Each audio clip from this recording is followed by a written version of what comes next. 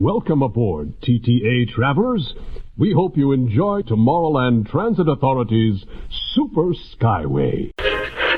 See that giant canister? That's when we collect your laughter. The more you laugh, the more power we collect. We're merrily on our way to nowhere in particular. Hi, this is Minnie Mouse. I have so many errands to run I might be out all day. Please leave me a message and I'll call you back. Bye-bye. Ricky, where's Donald? The orchestra's missing it. It's showtime. Showtime? Well, I gotta open the curtains. WDW Radio, your information station. Hello, my friend, and welcome to the WDW Radio Show, your Walt Disney World information station. I am your host, Lou Mangello, and this is show number 588. And I'm here once again, not only to help you have the best possible Disney vacation experience when you go to the parks, but I also want to bring you a little bit of Disney magic wherever you are with the podcast, my live video broadcast on Facebook every Wednesday night, blog, special events, books, and more. Whether it's your first time visiting or you've been hundreds of times, if you're planning your next Walt Disney World vacation or just love the history, details, secrets, and stories, there's something in the show for you, because each week I'm going to take you from the parks to the screens and everything in between. If you're a new listener, thank you, welcome. Please go back, check out some or all the past episodes for interviews, top 10s, reviews, and more. You can subscribe to the podcast in Apple Podcasts and find everything else at WDWRadio.com. So this week, we're going to visit World Showcase, the one that never was, and the one that might be. We're going to first look at the early history of the idea of bringing different nations to the Disney parks, because it didn't start in Epcot, but in Disneyland with Walt Disney. We'll also explore early concepts for Walt Disney World, including its originally planned location, again, not in Epcot. And before exploring what we'd like to see come next to World Showcase, we're going to discuss what it takes to bring a new country to Epcot, as well as the spaces and places possible new pavilions could be located. We'll then share our top 10 countries we would add to World Showcase, as well as planned countries that were never built, and rumors of what may come next. And of course, I want you to share what country you would like to see added to World Showcase, where, and why. I'll then have the answer to our last Walt Disney World trivia question of the week, and I'll pose a new challenge for your chance to win a Disney Prize package. Then stay tuned to the end of the show. I'll have more information about our next upcoming WDW Radio Virtual Meet of the Month, your voicemails, additional updates, and more. So sit back, relax, and enjoy this week's episode of the WDW Radio Show.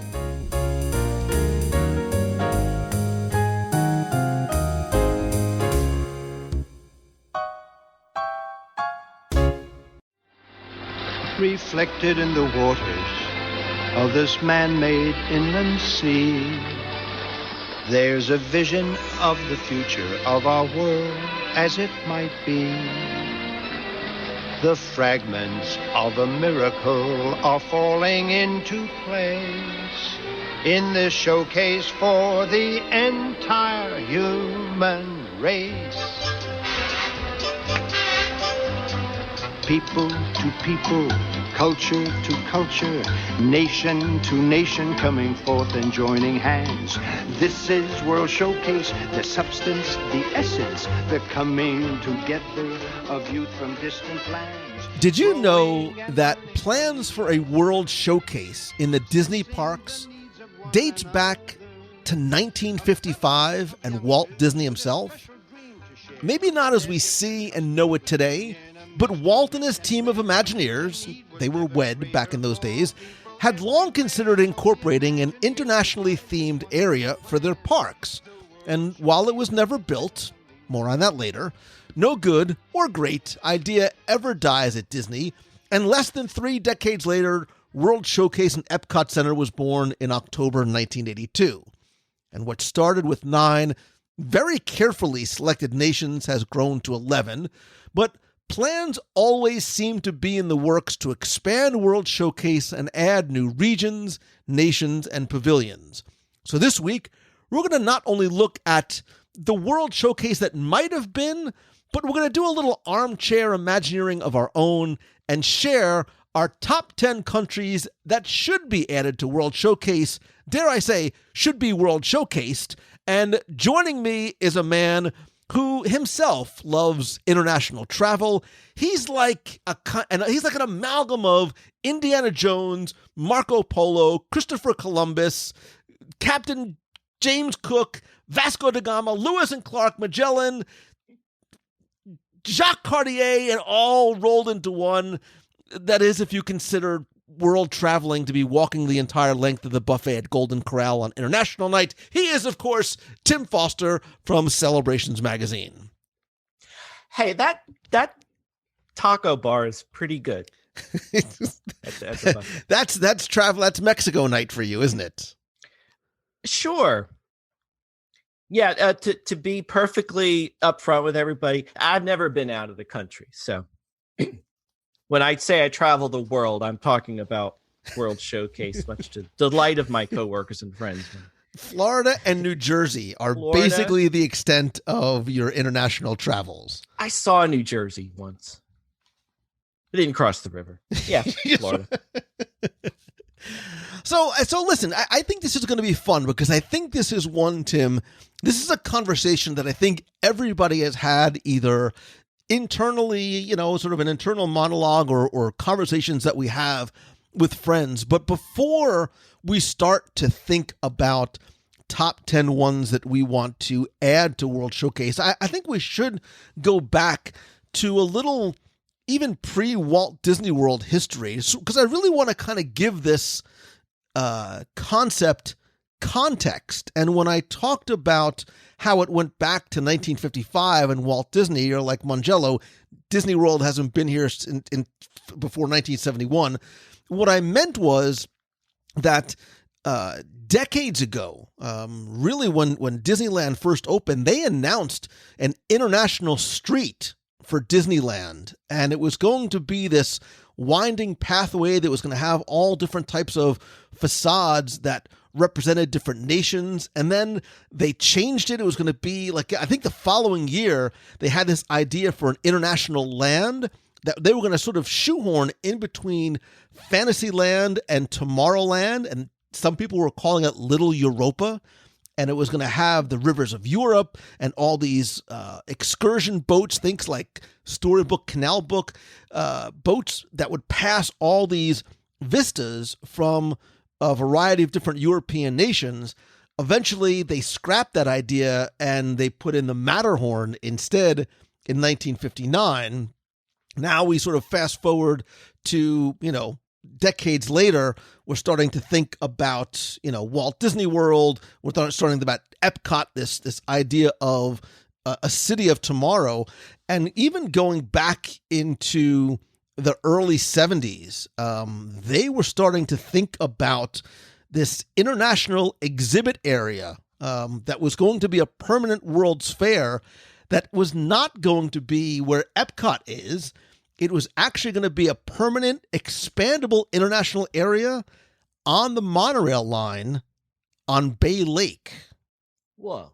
Pauses for dramatic effect. Wow. So there was discussions of these different themed areas, like an Asian themed area, an Irish themed area. There was concept art. And then over the years, I know we've talked about this on past shows, there was this evolution of what a World Showcase was going to be. In Walt's 66 discussion about what Epcot was going to be, he talked about this permanent international showcase. And then even nearly a decade later, Card Walker talked about how nations of the world could participate on a permanent or semi-permanent basis to demonstrate the culture and their products.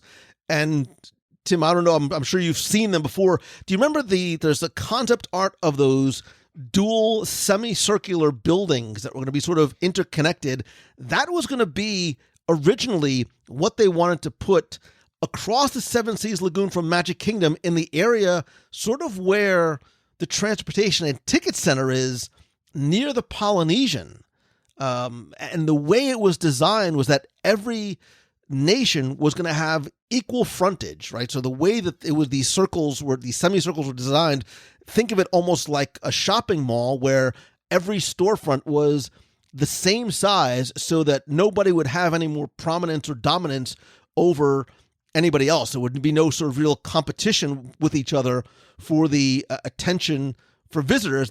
Some would be longer and deeper than the others, and sort of these sort of modular type structures, but there'd be this courtyard of nations in the center where they'd have all these cultural events, but then you can go into all the individual countries through these entrances in these two semicircular buildings.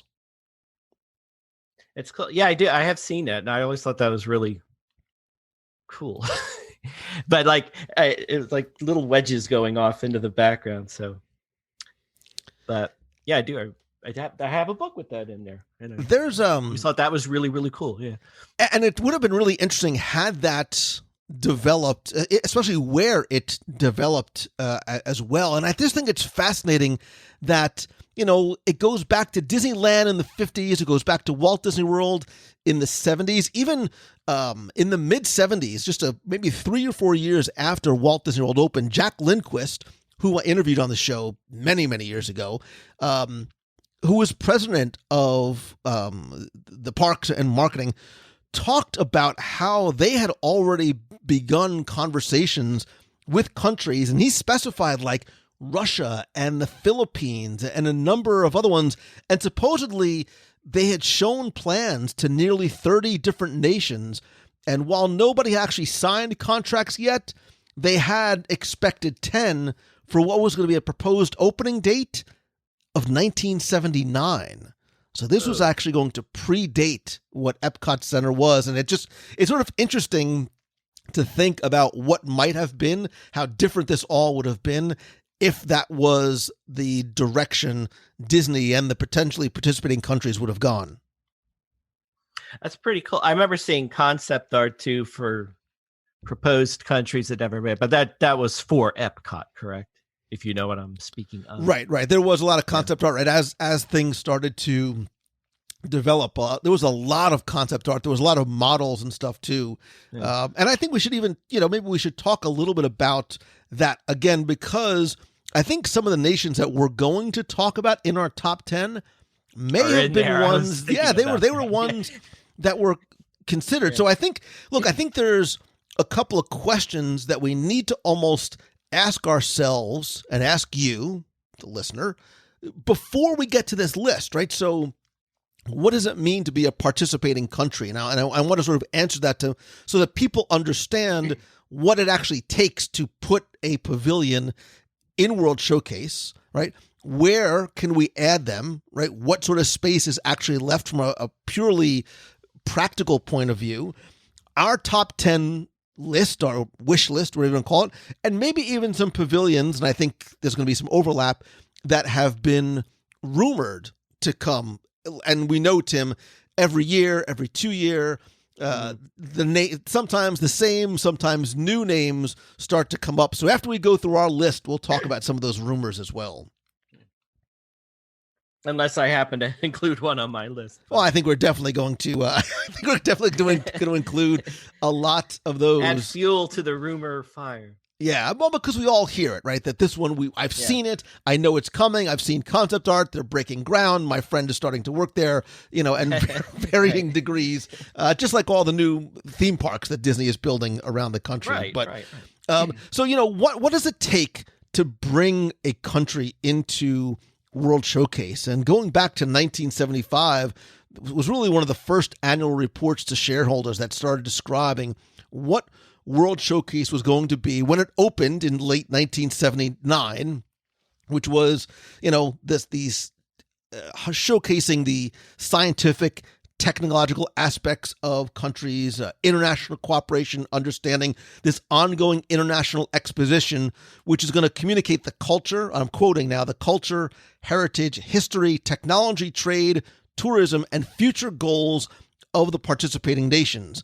Again, the annual report talked about these semicircular structures and this courtyard of nations and really sort of compared and contrasted it to why it was like a World's Fair and why it was not like a World's Fair, and how Disney was going to be involved. So in addition to themed restaurants and shopping and exhibits and displays and cultural presentations, they wanted to also highlight some of the industry, trade center. They also wanted business meetings to be held there as well. They wanted it to be used for corporate functions and events as well. But Disney also said, look, a major part of the pavilion has to be a Disney-designed ride or attractions, which is going to give guests a taste of what it feels like to actually visit the country. And they were very, very encouraging, let's say, on having national music groups and other performing artists presenting entertainment on really a continuing basis. But when we say participating countries, what that really means translated is the countries have to see value in being there because they are going to have to spend money in order to be there as well, because each of the participating nations has to provide capital in order to cover the cost of the design and the development and the construction of the attractions and the pavilions and the rides and exhibits and everything else like that. And they also, the participating country is going to be responsible for funding the housing for the employees. Again, these international program cast members had to have housing, which Disney wanted the participating countries to provide. So Disney would be responsible for area development and the construction and utilities, etc. So it would be sort of this coordinated effort financially, but they had to have funding from the countries themselves. And this, as we know, we've talked about this a lot on past shows, this is a lot of the reason why some of these ideas and proposed countries never came there, because they had to have not just the participation of the country itself, but the financial participants as well. And it's not just, foreign countries. Look, American Adventure was sponsored initially by American Express and Coca-Cola. If you think back, there was a lot of logo and branding on the signage. And really, all of the original 9 pavilions had participants, except for initially Canada and China did not necessarily have sponsors, but some of them, like France, had I think 6 or 7 different corporate sponsors whose names I will not say because I do not want to butcher them. And then, as you know, Morocco. I'm going to be doing plenty of that. No, yeah. We'll give us time to butcher names a little bit later on. But Tim, when Morocco came in 1984, there was no corporate sponsorship. The King of Morocco sponsored it himself because he saw a great opportunity there. He sent over his artisans and malems to create everything. And the restaurant and the pavilion are still to this day an entity that was set up by the Kingdom of Morocco. Very cool. So I should expand on that. So all right. So again, just before we get there, I'm trying to think practically, what does it take, right? Because you might be saying, well, how much could it possibly cost? And while we don't necessarily know, over the years, there have been conversations. I've met some folks and I've heard from folks who have worked there. The ballpark number that was thrown out for a number of years, which I have to assume is more now, was about $50 million or so to build an international pavilion there, right? And you had to have at least 50, 75 employees that all had to be paid by the host nation or that representative group. You have to also assume that there's got to be some type of rent that's paid and a share of the merchandising proceeds as well. But I think, Tim, too, that Disney also needs to be and wants to always be very careful about what nations can and should be there. Not just, and as we get to our conversation, we'll talk about the politics or lack thereof in our ideas. But I think they also want to make sure that they want nations that Disney thinks is going to attract a large portion of Epcot's very high number of guests that attend each year. Yeah, and I guess that's a delicate balance of wanting to share. Because I was going through when I was trying to make out my list of, and I had that, like, countries that are, big countries that seem like they should be there versus some smaller countries I thought would be cool. And it would be nice to see their cultures, because as I was researching this, a lot of things I didn't even know, which I'm sure many guests wouldn't know either. And that's the point of all of this. On a philosophical level, is that we all get to experience different cultures and how different people live throughout the world, and how great that is. But I recognize some of these countries I was thinking of are actually pretty small, and the food they eat, I don't know if I'd want to eat it, but stuff like that. But, right. Luxembourg wouldn't even get a building; it would just be a kiosk, like a little cart for Luxembourg. But and it is, and I think we see that at Food and Wine and so forth, when the small. I don't want to say smaller, because that's not nice, but smaller countries are able to come and have a presence there.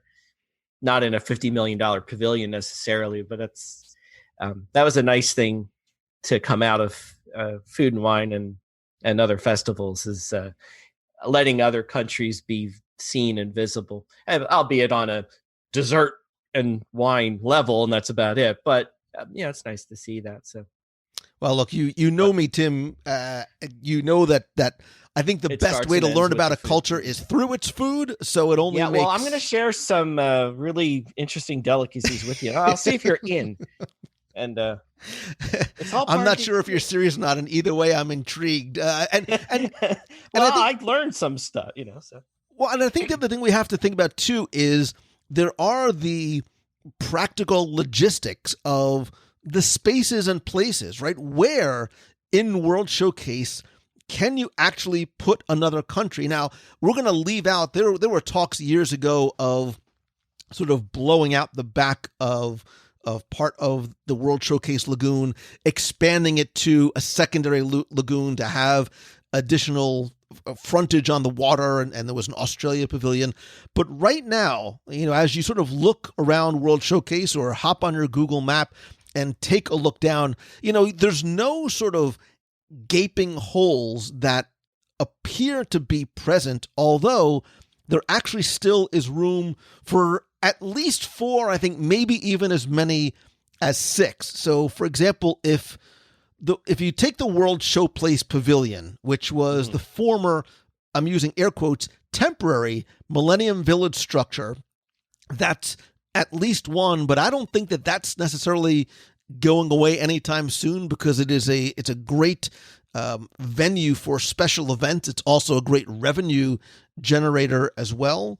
There is also some room on one side of the American Adventure Pavilion, right? Because the idea originally was that World Showcase was designed with 10 pavilion sites on either side of the American Adventure, which would give 21 sites total. That's obviously changed a lot over the years, but just because you don't necessarily see, even in Google Maps, a site as being occupied, it doesn't mean that it's completely empty. So there's also that area in between Germany and Italy. So if you look where the model railroad and that little German village is, it's wonderful, and it's kids and adults love it, but it really was a quote unquote temporary filler, right? Because that's just sort of blocking the frontage of the area that could be used for another pavilion. And there's also room in between over by China as well. In between China and Germany, there's actually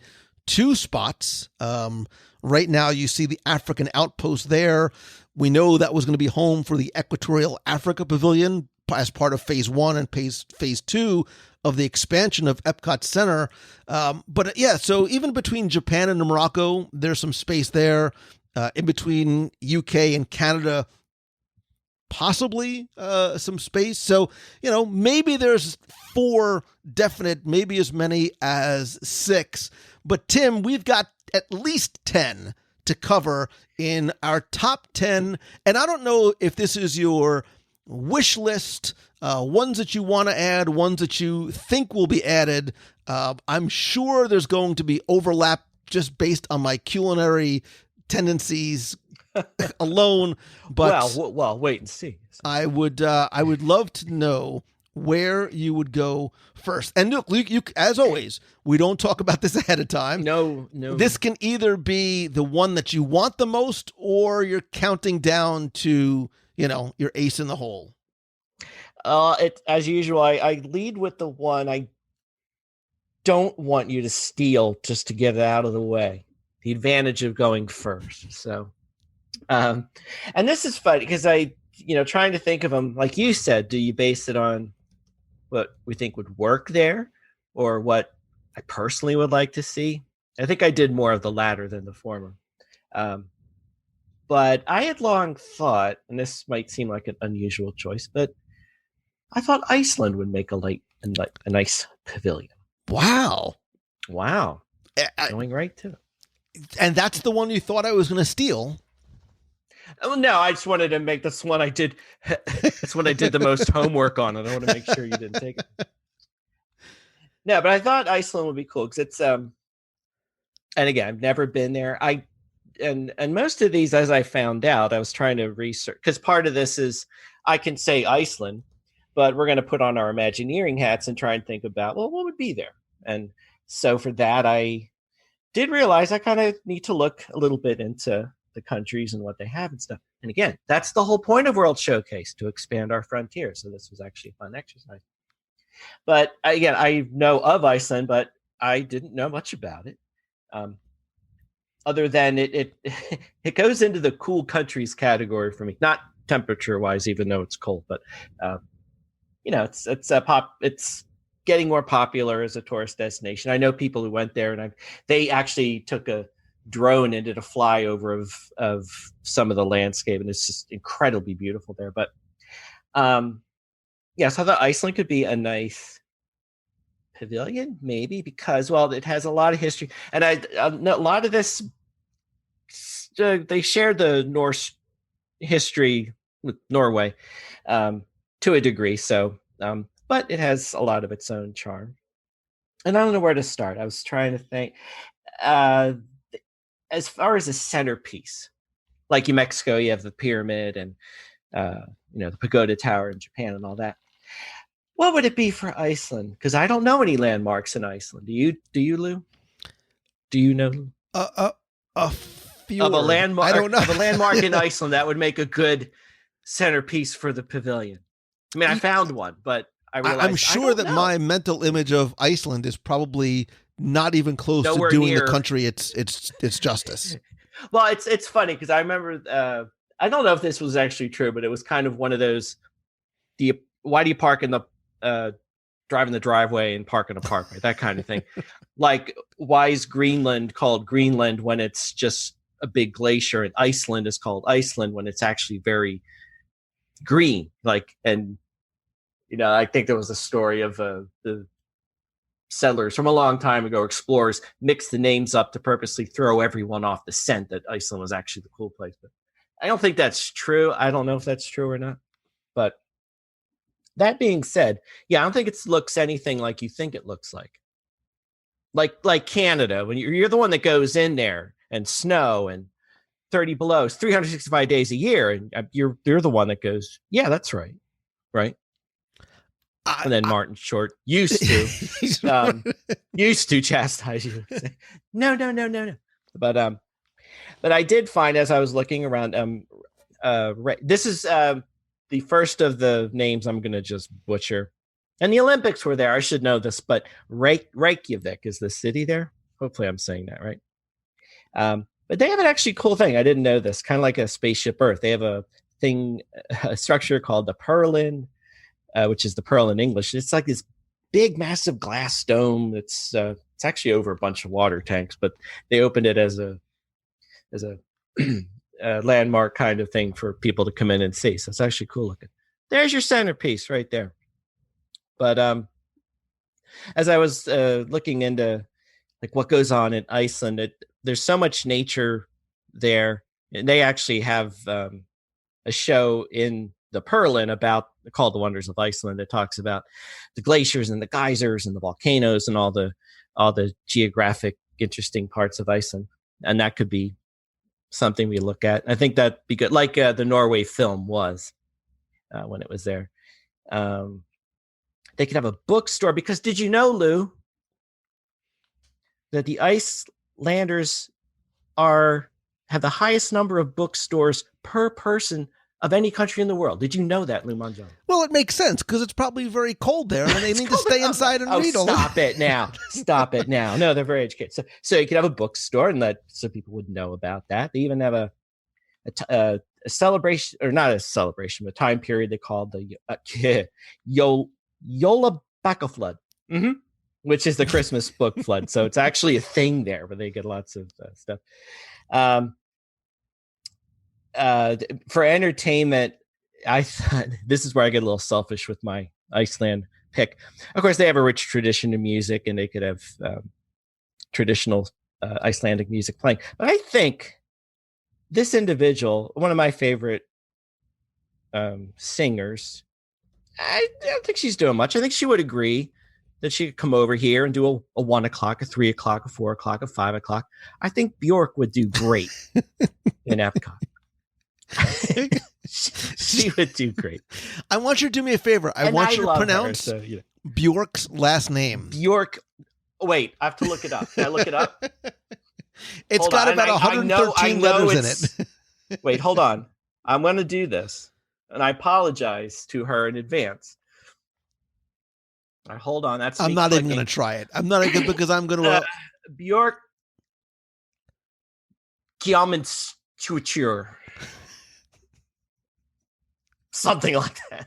How was that? On behalf of America, I apologize to you, Iceland, for that. Kjellmannsdóttir. Wikipedia's pronunciation guidelines aren't very helpful, but that's why we call her Bjork. Now, I kid, of course, but that's probably one of the reasons I did think of Iceland most, because of Bjork. I think for most people, that's why you know Iceland, because of Bjork. But on the cuisine side, Lou, this is where it's going to get exciting for you, and this is where I'm going to put your willingness to try other things to a test here.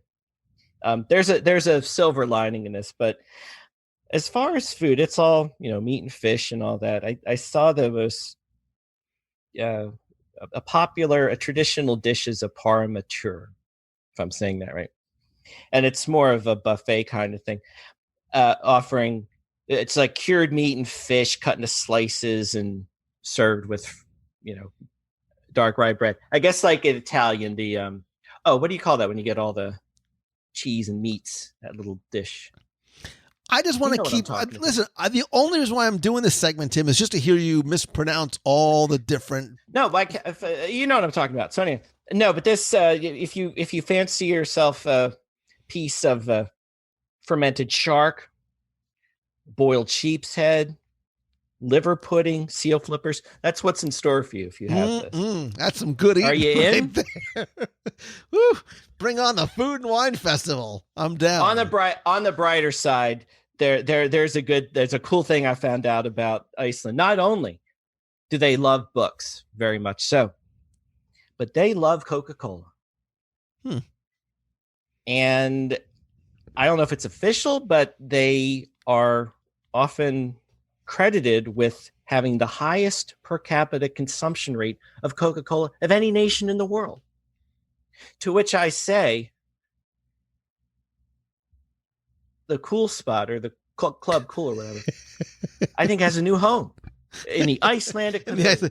Well, right. Remember Club Cool and the caveman that used to be in the entrance to Club Cool? Right. I don't think he was in Iceland, but I'm lamenting the loss of that, but that was the other reason with Iceland, because they like Coke. That's a perfect fit there. Because I don't know if the poor mature whale pickled whale blubber and sour milk is going to wow anybody. But Club Cool relocated. I'm in.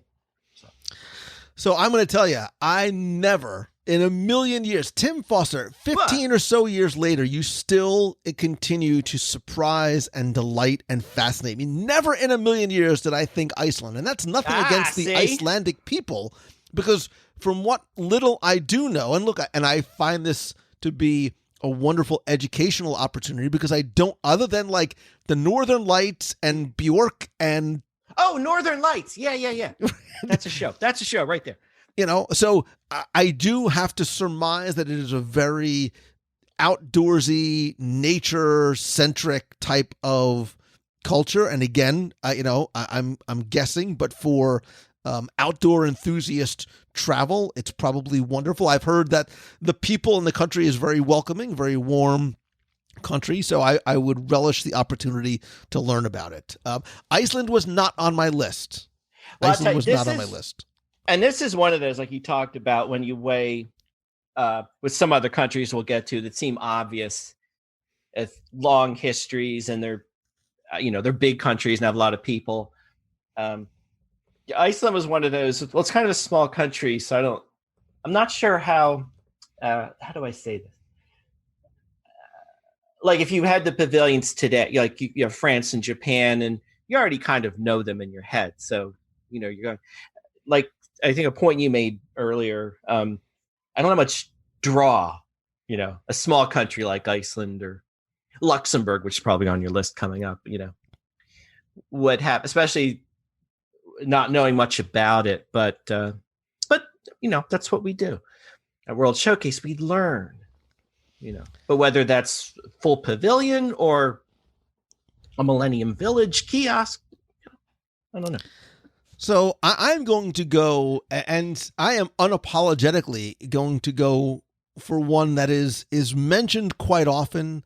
It might be considered an easy one, and that's okay, but I think it is one that I and many others, and again, full disclosure, clear caveat, in discussions of any of these nations and pavilions, we are unquestionably leaving out any politics, economies, current state of international affairs for purposes of this discussion. Plus, I'm not smart enough to have any of those conversations anyway, because I just don't know. So forgive me if I, for some reason, misspeak. I am going purely as a wide-eyed, rose-colored glasses traveler that wants to experience and understand and learn about these cultures and these places that I've either seen or heard about or watched on movies. And that's why, and almost unquestionably for me, and I know it's a super softball, it's Egypt. Egypt. Man. Well, you knew Egypt was going to be on the list. So, but because Tim, how could it not be? Right? How could it not be? Because, look, from the most simplest 30,000 foot level, right? You have the potential for the icons that you put there, right? Is it the Sphinx?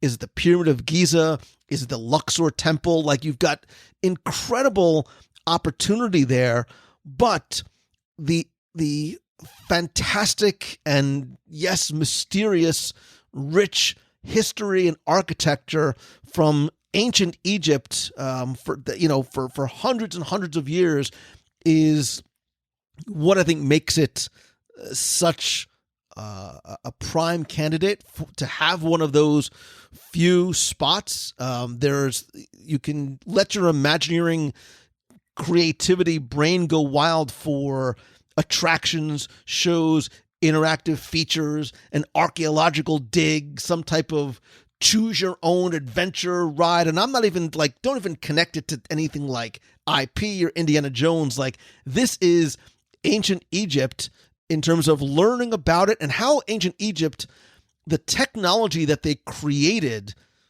so long ago, has contributed to modern. Look, the ancient Egyptian pounding reeds flat, like that's paper, right? So the ancient Egyptians have done so much. I'm not even going to talk about the food because I know so little about it. But I got some food on that. I have an idea. But again, you've got, the pyramids, and the pyramids, again, they're it's clear, it's obvious, but it is, if you think about it, it's the last of the seven wonders, right? You've got Luxor's, the Karnak Temple, Valley of the Kings, even learning about, Islamic Cairo, right? And the mosques and some of the monuments that date back so very far, the open marketplaces, even some places like Aswan, right? The that sit on the Nile River, which is very different than maybe what you would think about for Egypt. Abu Simbel, right? So that temple with the statues of Ramses out front. But I think there's just so much. Look, as a kid, I was growing up when the Tutankhamun exhibit and was really sort of gaining popularity, and I was fascinated by the stories of the boy king and the pyramids. And still to this day, I'm not sure, man. Is Giorgio Tsoukalos correct? Was it aliens, or were they just really, really smart? And what are we missing? But I just think there is just so much to learn and discover and enjoy about Egypt. It's an absolute no-brainer. That was one of the ones I thought of too. And what I was thinking about too is you have that aspect of historical importance, and it doesn't get much more historical than Egypt being one of the oldest countries and the cradle of civilization. I mean, you can't get much more important than that. But then if you want to weigh that, and I'm trying to think like going around World Showcase, you kind of have a mix of the country's history and all that, but you also get hopefully to, meet the people there and learn about the culture today too. And in most cases, that comes down to the food, as you know, and talking to people. And again, not knowing much about Egyptian food and stuff, I did find, and I thought this was cool. So you could in Egypt, because it's very popular there, a tea and dessert stand, because tea is the national drink of Egypt, which I did not know. So, and I'm a tea guy, so it's perfect. This is all that you have the joy of tea in China, which I quite enjoy, and you have tea in England, but tea in Egypt is quite another story. Evidently, it's very, very bitter, and lots of sugar and cream and milk, which they do drink their tea with. So, but I was reading about the desserts too. They had me at it's called kunafa, if I'm saying that right, a sweet cheese pastry soaked in sugar syrup. Come on, I'm done. So yeah, so I think as far as it's an interesting one because there's a lot of historical stuff you can learn, undoubtedly. Even like similar to Morocco with the detail and the tile work and the artistry that goes into Moroccan architecture. There's a lot of that with Egyptian architecture as well, besides the pyramids and Sphinx and all that kind of stuff that you mentioned.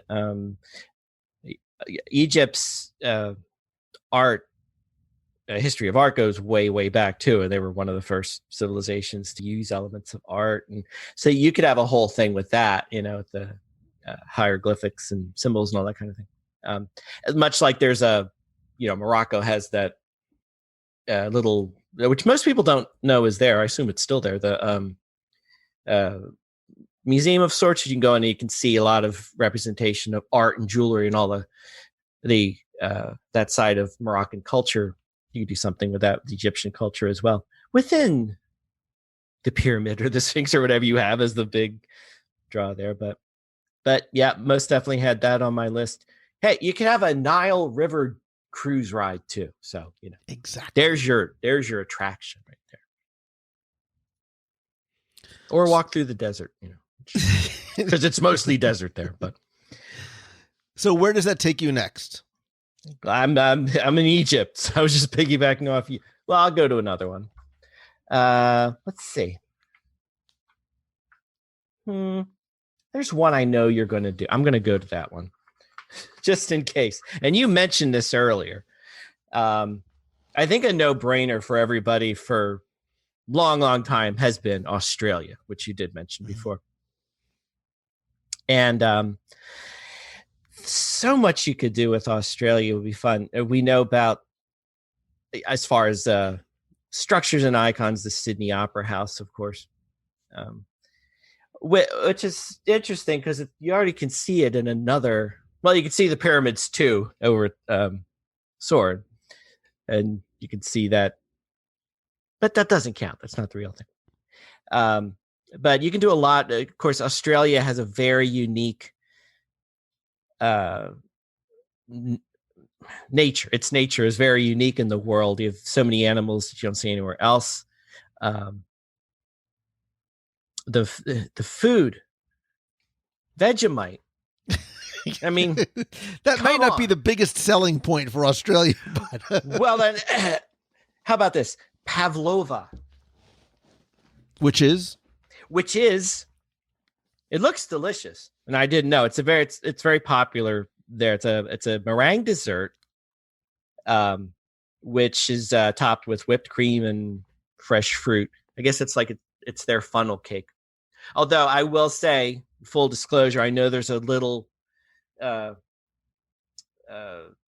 this uncertainty of whether it actually came from New Zealand, but we'll leave that for much smarter people than I to debate. But it's generally considered an Australian dish.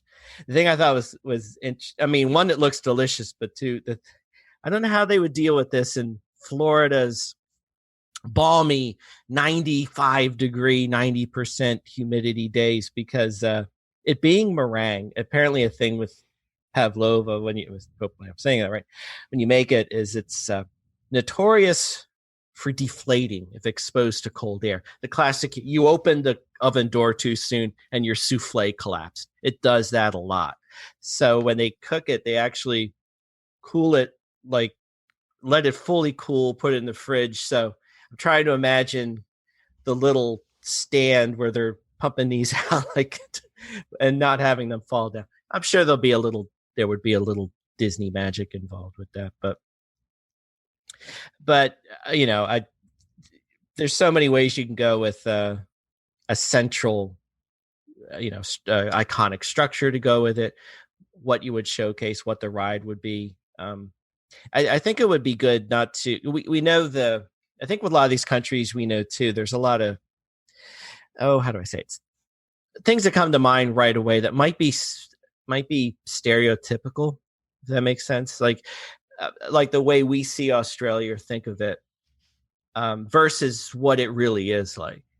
So I think this, some of your go-to things that you might think of, you could do that, but there's an opportunity to dig a little deeper and find out more about the country that you might not know about, like a lot of the aspects of its nature that aren't anywhere else in the world. Would be cool to learn about. But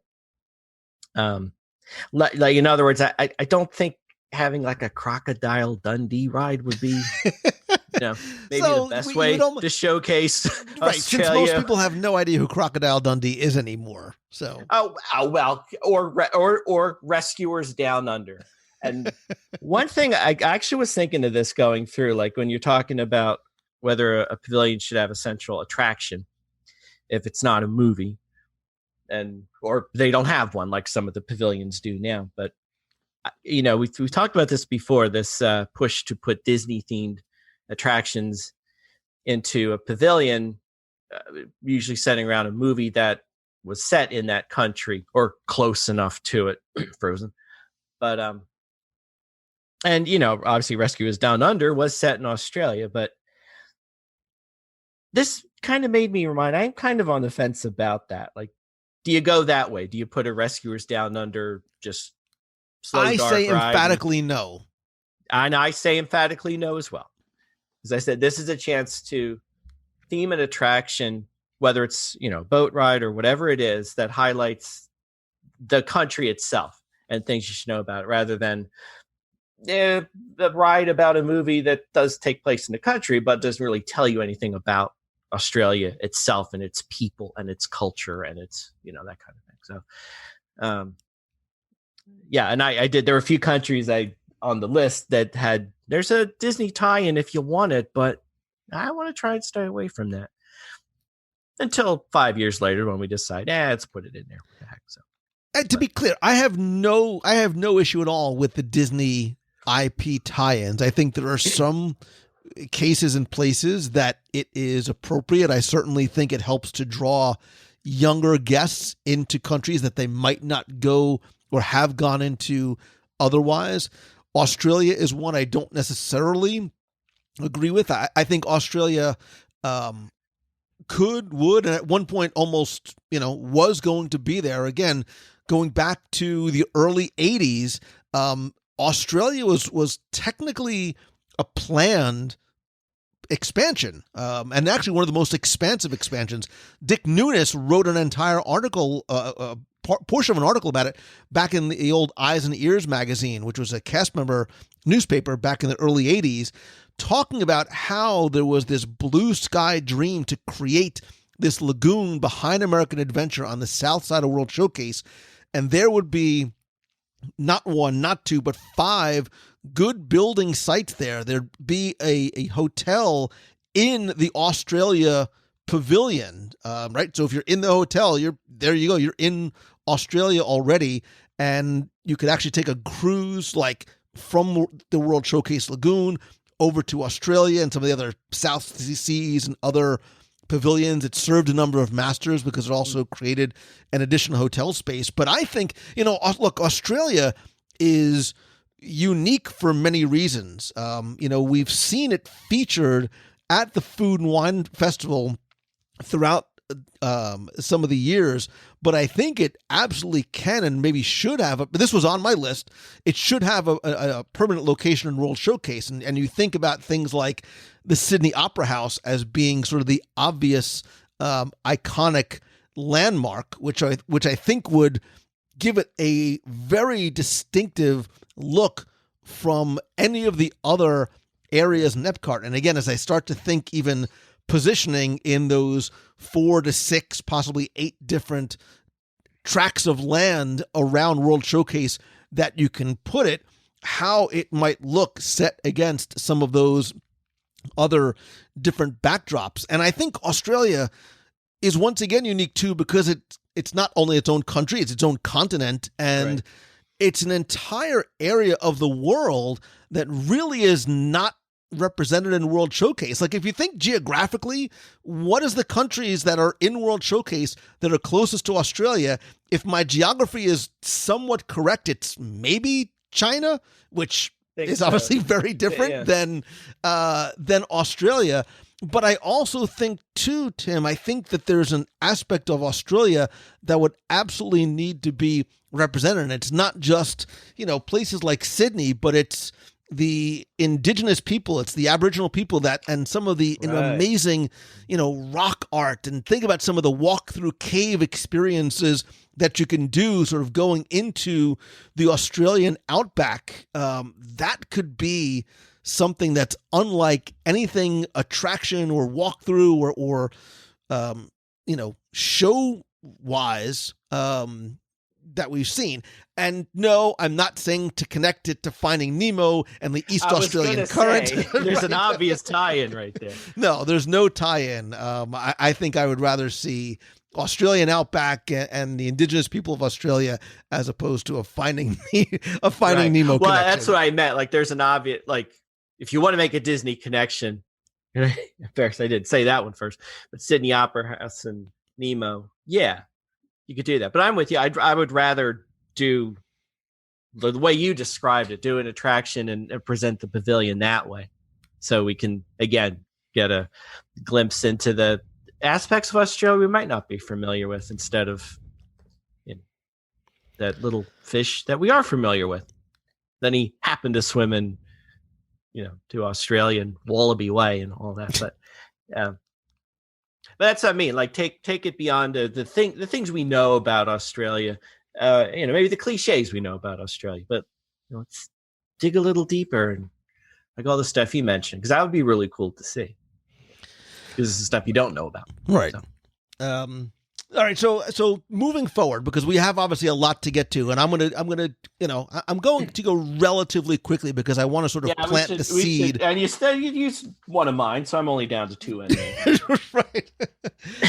And I'm all over the place, Tim, in terms of next one, because I straddle between personal preference of what I'd like to see, what I think might make the most sense in terms of guest satisfiers, guest attractors, appealing to the people from that country. There's a lot of different things.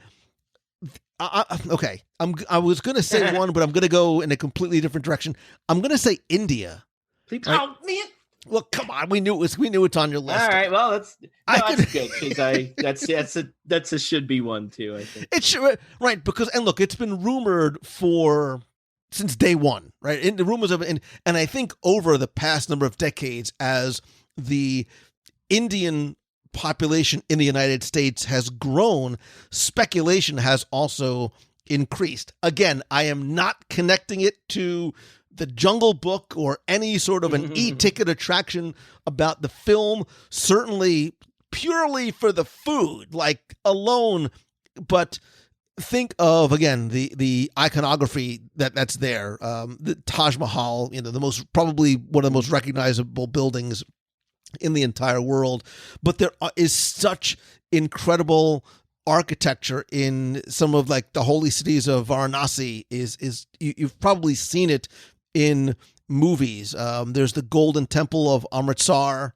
Again, all places that you might not have ever been to, but India has such an amazing long history. There's an aura of mystery about it as well, but there's also a sense of familiarity, right? Whether it's because of tourism to, places like, Mumbai or whatever it is. But because of the Indian population here, the prominence of Indian culture and cuisine, it's made, I know me, much more interested in wanting to go and see what it's like in that country. And probably a World Showcase Pavilion would be the closest I may ever get. It's a little warm there. It's a little warm in Florida. So what's the difference? No, you thought Florida was bad. Listen, I've also been to the Philippines, and if you think Florida's hot, the Philippines says hold my humidity. Mind. So never mind. No, I ate India too, and I think one of the real great opportunities for their as opposed to Iceland or some smaller countries I might think of. I know like India, not unlike China, and even Canada, I guess, it's so big and so diverse in different areas and different within the country, even different cultures and stuff. Like there's like they do with China and Canada. It seems like that's a great opportunity, like for a film or something, or some way to take you quickly around and just give you a taste of all the different aspects there are to this country. They have a lot to do with the long history it's had as well. So, like like China and Canada, I keep coming back to. They talk a lot about the rich history and the long history, especially with China that they have, but also contrast that to modern China or modern Canada. And you can do the same with India. Like you can talk about the traditions going back, or not traditions, the culture going back to like the Taj Mahal, which was built in the 1600s and stuff. But today you have, you have Bollywood and Indian music, and you can talk about how that, like the little taste we know of it from, Painted Black or whatever. But there's so much to the music even that's different from what we know in like Western music. Like same with Japan and China and their music. There's so much to discover there.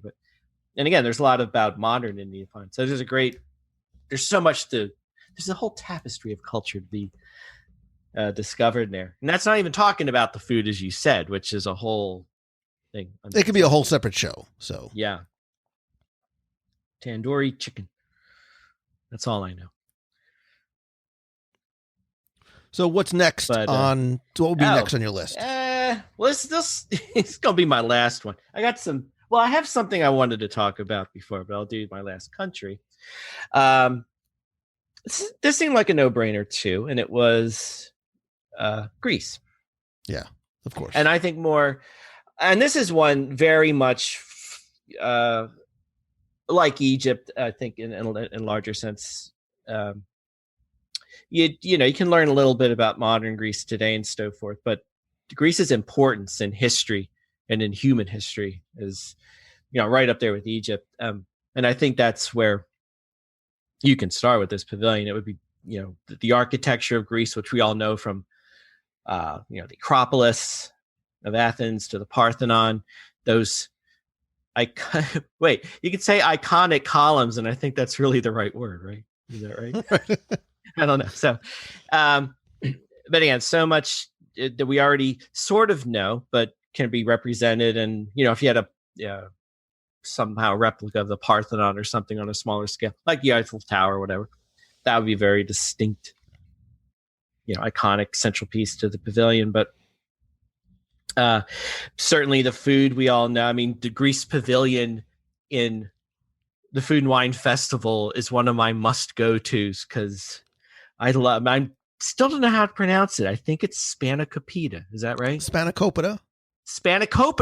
I was way off, but that's one of my favorite foods. And the Greek salad with the feta cheese, and the gyros, which I probably don't even say that right, but so there's a great opportunity for food there. But I think with Greece, I think it'd be important to showcase, or a great opportunity to showcase its history, because it really is the history of human civilization to a degree, because a lot, came from that area. And you can go all the way back to the mythology and talk about that, because we still know about it. So I think it'd be good to talk about it and maybe learn some aspects of it that we don't know. Like we know Zeus and all of that. And this is actually one where I would very much be no, if there was a thought of we could tie in a Hercules attraction here. Cause Hercules. Yeah. Oh, well, yeah. Why don't we go that way? But to which I say no, and I don't think that would happen, but it's loosely based on the Greek mythology. But Hercules, I think, was the Roman god, and Heracles was the Greek equivalent, although Zeus is in the movie and all that. But if I recall correctly, I don't think the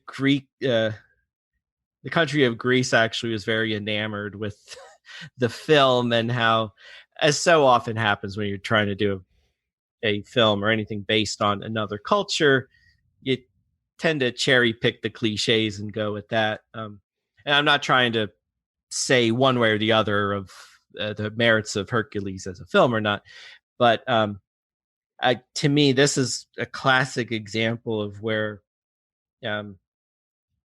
somebody might rush to make that connection and not think much about it and put it in there. But there's so much more. You want to have Greece represented by so much more than the couple cliches that we already know about. So let's take the opportunity and dive deeper, and let's talk about Euclid and Archimedes and Pythagoras, and maybe there's maybe the triangle is the centerpiece. I have a theorem about Pythagoras or something. You do? I'm very interested, in hearing your.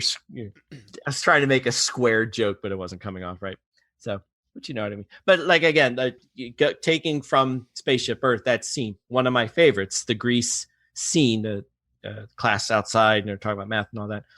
I think that would be the aspect you could really talk about and get into and do a lot with, and the mythology. But remember the birth of math and science and all that kind of stuff. So under a starry nighttime sky. So Greece undoubtedly was very, very high on my list. It, again, is one that almost seems obvious for a variety of reasons. However, while I do think about the Parthenon, the Acropolis, I look deeper, right? I think if you think about Greece in a much broader spectrum, it's not only incredibly important for its historical site, but, Greece is made up of literally thousands of islands.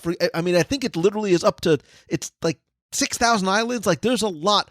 And I think showcasing some of the natural beauty as well as the archaeological importance, right? Think about the blue water and that incredible Mediterranean climate, and Santorini and Mykonos and Crete are some of the places that so again, like Egypt, there is, historical, there's ancient Greece, and I think that there's modern Greece as well. The Acropolis, museum is this incredibly modern structure, against the backdrop of the ancient Acropolis. We've seen Santorini is a place that I would love to go and visit because it's incredibly dramatic with, this cliff top type town. So I think that there's the opportunity to expand our knowledge and interest in Greece beyond the places that, those top 3 places that you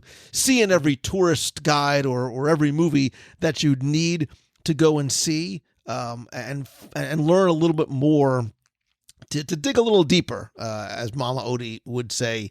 I'm not going to even bother going into the food because I'm with you 100%.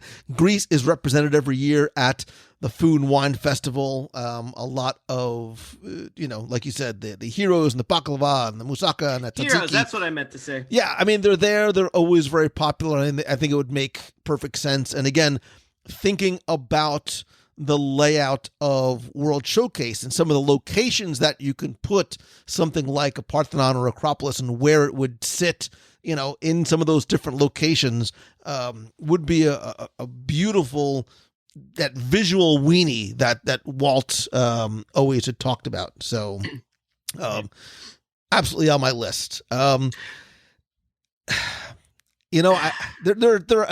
are so many of the obvious ones that, look, I think we should probably hit them because we're going to hit them eventually. I think it's fascinating, and I don't want to say disturbing, but it's unbelievable that World Showcase has 0, count them, 0 South American nations. Yeah. And I was wondering.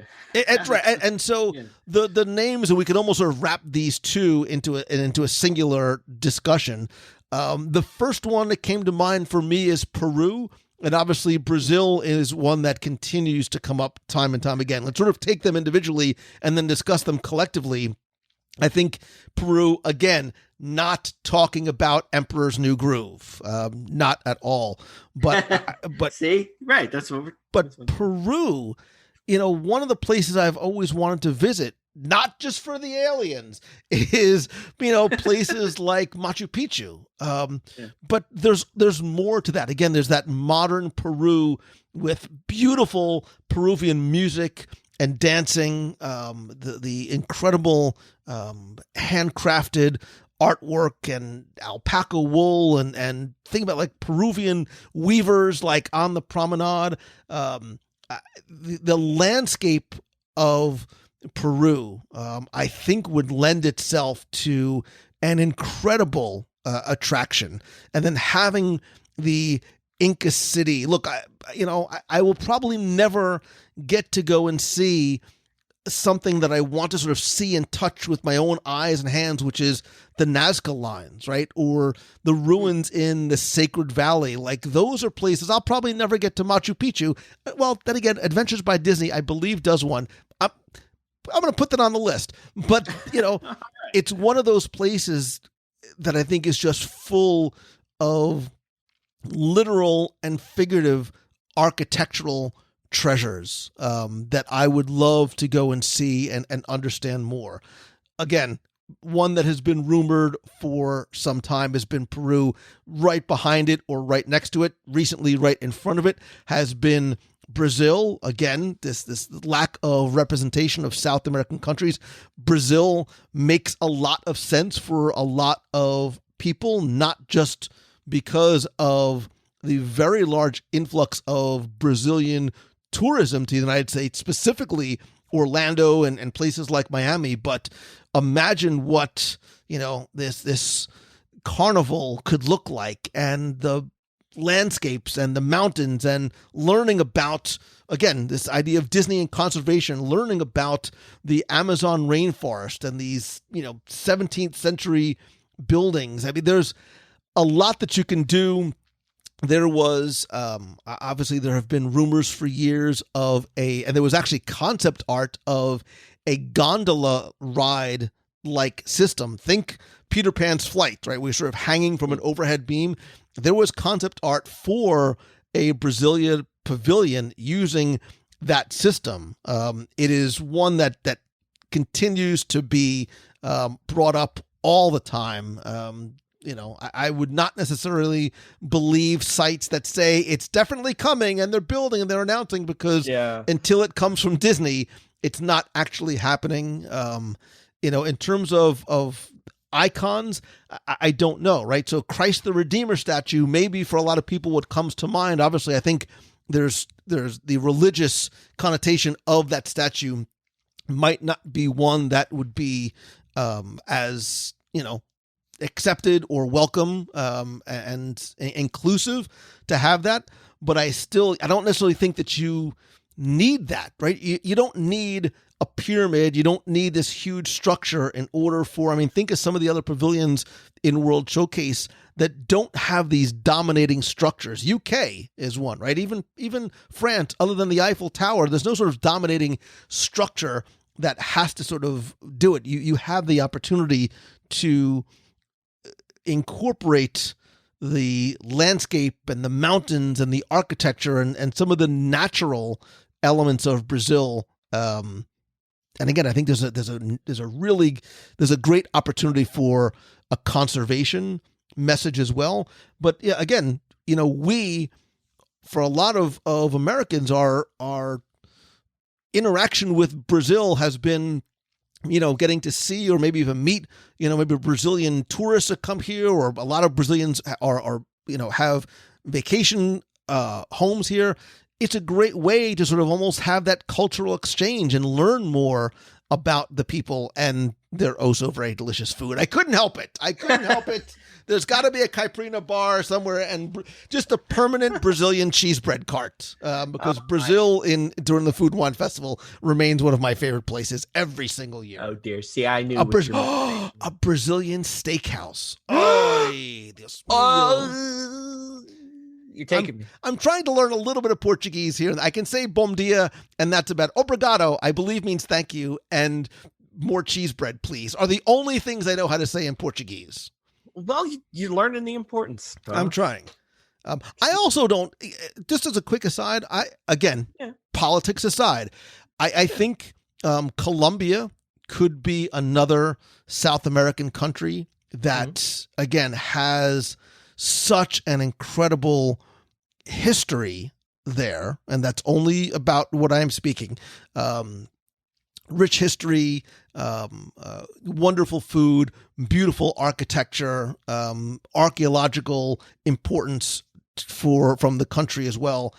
There has to be, the takeaway is there needs to be, and I think there will be, some South American representation coming to World Showcase sooner rather than later. Look, Venezuela was a done deal. Back in the mid 70s, I think like 75, 76, they had concept art in the annual report for Walt Disney Productions saying, we're going to have an African pavilion, we're going to have a Scandinavian pavilion, and just so you know, we've been talking to Venezuela, and, these extra, 7 or 8 sites are going to fill up quickly.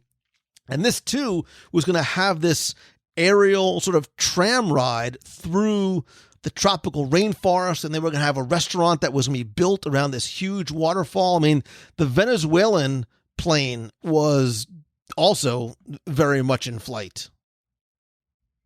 In flight. Literally and figuratively. Yeah.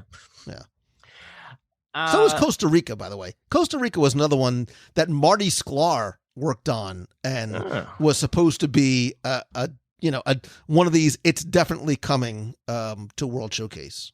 Mm-hmm. And yet here we are. I thought, well, since we ran through all of mine, I thought we'd take a walk down.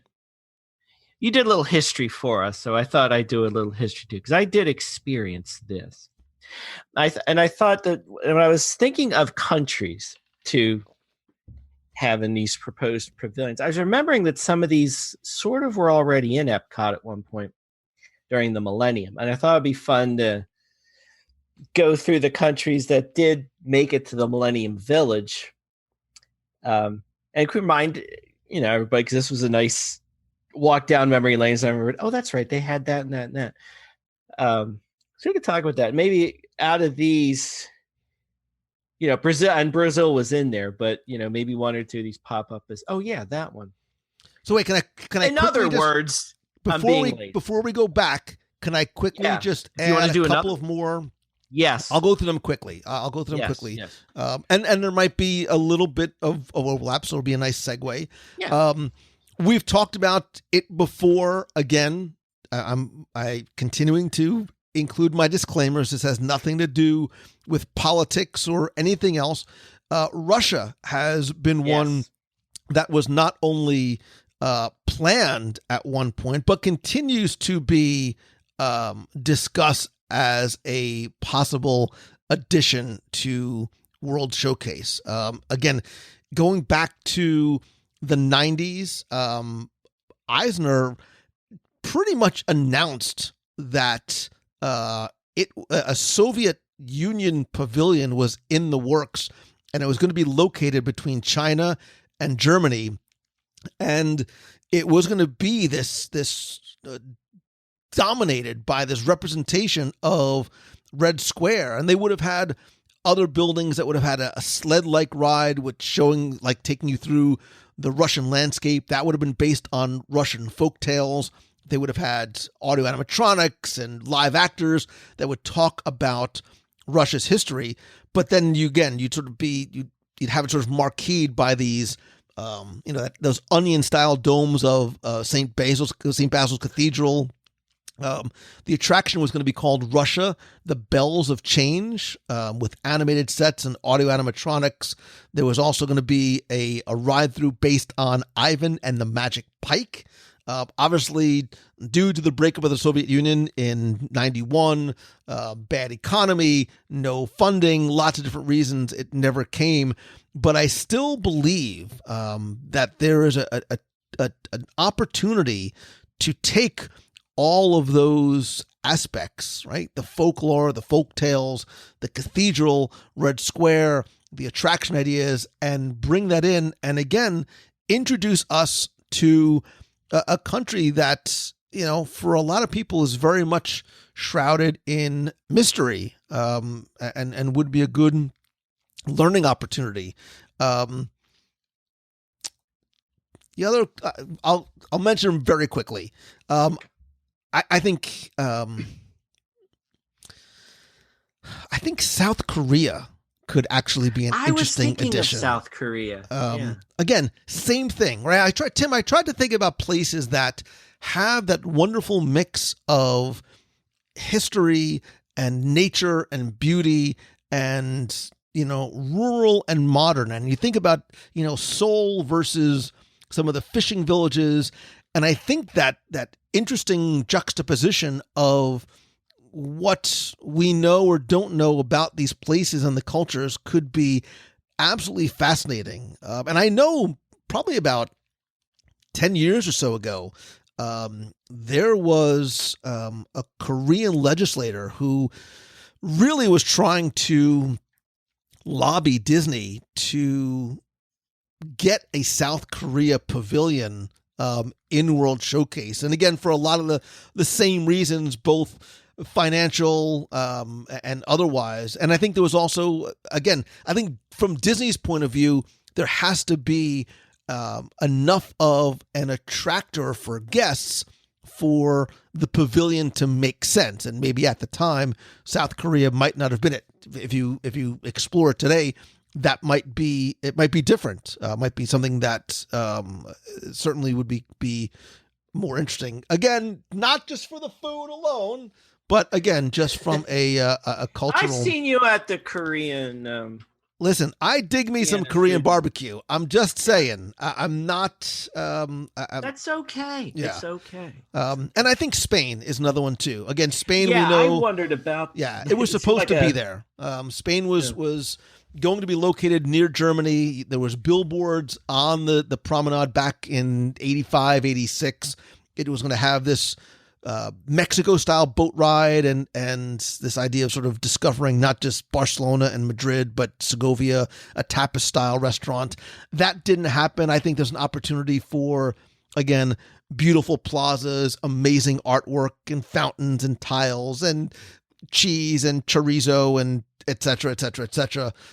Sort of that indoor-outdoor seating and tapas and paella and sangria and flamenco dancers. There's lots of reasons why Spain could have, would have, and still should have joined World Showcase. I actually found myself same reasons you were talking about South America being. Granted, Morocco is there, but I didn't get to a conclusion. I was trying to think of a country from Africa that could. Well, we know short of the African outpost being kind of a catch-all, right? And I know we've talked about this, and I'll try and I know I did a show. Equatorial Africa was going to be, for all intents and purposes, the cornerstone, literally and figuratively, of World Showcase. So where Village Traders is now, in between China and Germany, there are two pads for two individual countries. That was going to be an entire Equatorial Africa place. Like Danny Kaye and Alex Haley, like the Roots guy, they promised that a year from now, this scale model that they were showing was going to be built. And it really was the one that was farthest along in the planning. And there was going to be like this 60-foot tall treehouse and this watering hole and African jungle and Heartbeat of Africa show. And again, same problems: money, sponsorship. How do you, one of the biggest issue is, how do you represent quote unquote Africa, right? How do you represent the entire continent where so many of the countries are so different from one another? You can't sort of have an accurate representation, forgetting the fact that there were, political infighting and all these different things that were hindering its being built. But, and now with the opening of Disney's Animal Kingdom and the Africa section there, will that ever happen? Possibly no, but I still think that you're right. There are African countries, individual African countries, that could be represented there. Well, I think, and I didn't pick one necessarily, but I know, not even for this, and just before, for whatever reason, would be looking at, I'm on Wikipedia and start looking at these countries and stuff. I know there's a lot in Africa, even to this day, I think a lot of people don't know about, and we know Morocco from the pavilion, but I find myself surprised. Like, I look at some of these countries and I can't even name most of them, but you look in and you have, what World Showcase is all about. Like we have a preconception of what we think a country is, or, what they are. And even then it's very broad brushstrokes and stuff. But, if you look into a lot of these countries are not what you think they are. There's a lot more, I say this nicely, maybe they're more modern than you might think. Maybe that's one way to say it. Or whatever preconceptions you have about a lot of the countries and like the interior of Africa and that sort of thing. And again, there, like you said, there are realities of what's going on and stuff, but there's also a lot of wonderful things going on in wonderful cities, wonderful people that we just don't know about here because we're very, like that's one part of the world that's we don't know a lot about, just I guess by nature of what it like versus Europe and other places that are more news. I'm really going down a rabbit hole here, Lou, help me out. But you know what I'm trying to say. Like there's a lot we don't know about Africa that would be really nice to see. And it's beyond even like Africa in the animal kingdom. We see that version of it. But I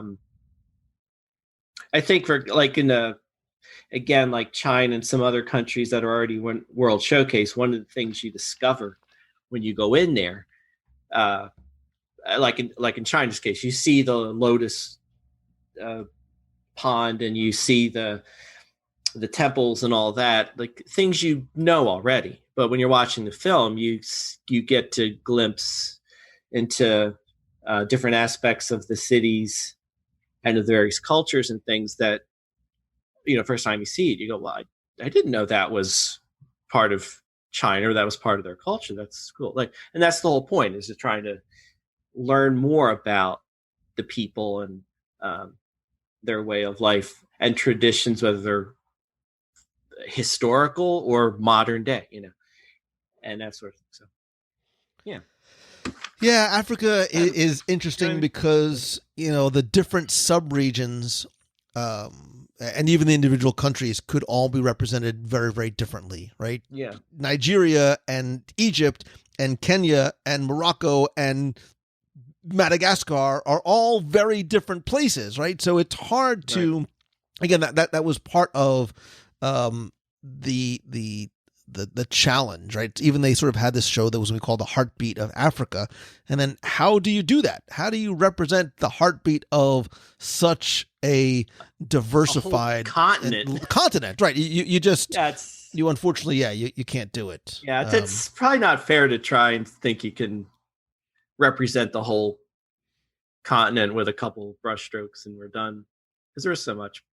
And, Tim, that even happens, I think, with individual countries too. I mean, sure. That's part of, the issue. So, for example, one of the second of the three countries that was supposed to be included as part of Phase 2 was going to be Israel, right? Yeah. And this too had a sign on. It was coming next year, like it was going to be Israel. And it was going to be this ruins of like an ancient minaret, and there was going to be an information center there, and marketplaces, and olive and cypress trees, and this giant menorah as the centerpiece. And it was designed thinking of ancient Jerusalem in mind, right? And they were going to have classical music, and they ran into a variety of issues. Lack of sponsorship and lack of money was, I don't want to say the least of the problems, but there was a lot of just inherent problems with how do you properly represent, Israel. Yeah. Although that does bring me around to the Epcot Millennium Village, because, and I thought, it'd be fun to take a spin through what it was, because some of these could be candidates for a future pavilion, but it's curious that they were sort of mini pavilions back in the day. So, and I don't know how many listeners out there got the chance to see the Millennium Village, because gosh, that's 20 years ago. So, but I remember, well, that for the few who don't know, that's what was in that big building you mentioned earlier. That's what it was for. And again, taking this quick spin through it, these were countries and they had smaller pavilions within the Millennium Village for the Millennium Celebration, which aren't there anymore. Brazil was one of them, curiously enough, and you got to see the Amazon rainforest. You got to hear the sounds that they did. I think they still do. I haven't been there in a long time. The Rafiki's Planet Watch, if they still have the go inside and hear the sounds of nature around you that exhibit. I hope it's still there. It was fun. But something like that. Chile was there as a representative of South America and Easter Island and so forth. And Israel, you just mentioned, did have a pavilion with a simulator ride, the time elevator, which I thought was quite fun. But it was interesting because there's a lot of history to be seen, and they showcased all of that. Saudi Arabia, another country that there's a lot there. Like I think the Middle East also as a region, not really well represented, but could be. And there's a lot of history there. I mean, the cradle of civilization goes back there. So Scotland and Sweden were also there. That kind of rounds it out. And they were curious because they were fun. I mean, you got to play miniature golf in Scotland. That was fun. And Sweden had these 4 of these giant eggs, like almost 30 feet, little terrariums, I guess, representing all the 4 scenes in Sweden. And the one had a snowman in it. It was awesome. It was great. But Scotland and Sweden were kind of curious because when I was thinking of countries, I kept thinking of European countries. And I know, like even today in World Showcase, there's a lot of European countries in there. And for good reason. There's a lot of diverse, interesting, wonderful cultures there. But it's funny, that very concentrated section of the world got, I don't know, count how many pavilions there are: France, UK, Germany, Italy. Do we need Scotland? Do we need Sweden? Do we need Austria? Do we need Luxembourg, the Netherlands? There's so many you could add in there. Sweden was another one that was almost there too.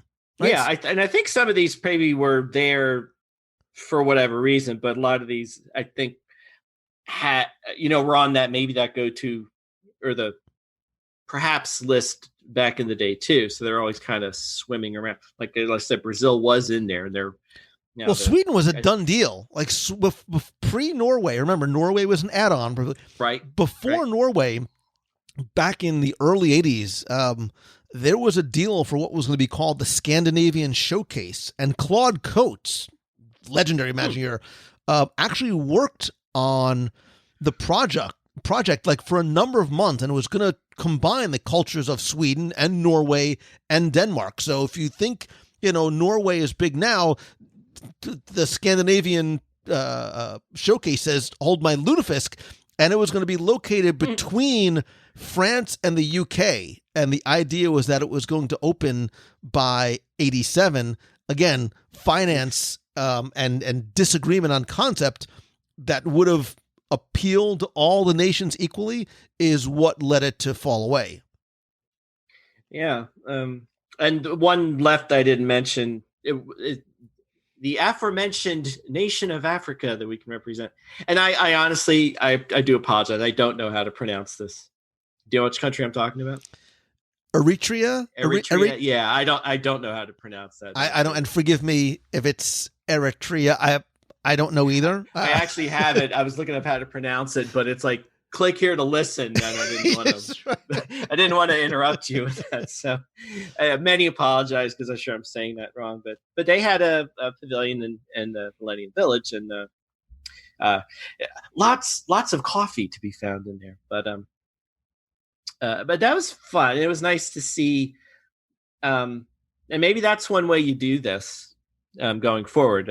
If we can't have some of these pavilions, like in Australia or somebody, you would think the countries are big enough and would be able to support something like that.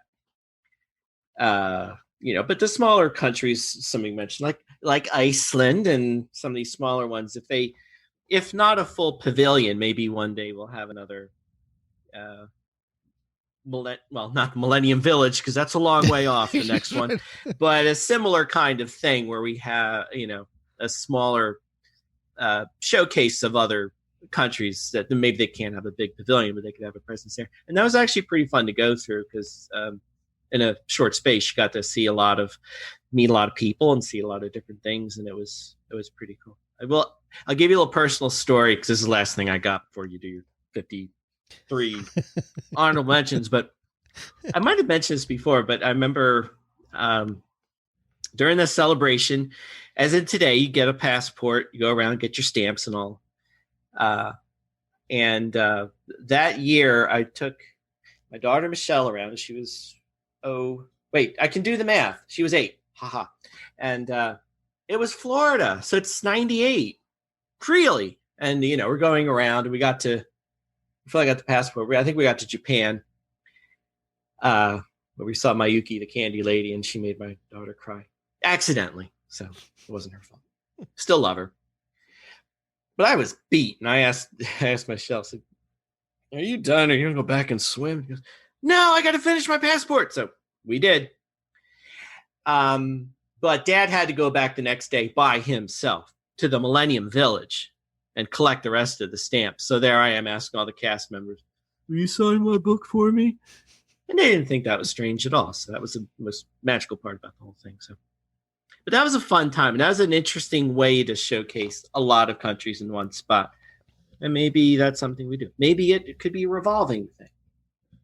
Who knows? So, yeah, I mean, that's the beauty of things. That's one way to deal with some of these things that couldn't support a full pavilion, but they could do something like that maybe. Or, I mean, the food and wine, the other international festivals that are held in Epcot, sometimes at least give us a peek into the cultures just through their food. I wish there was more. And look, there were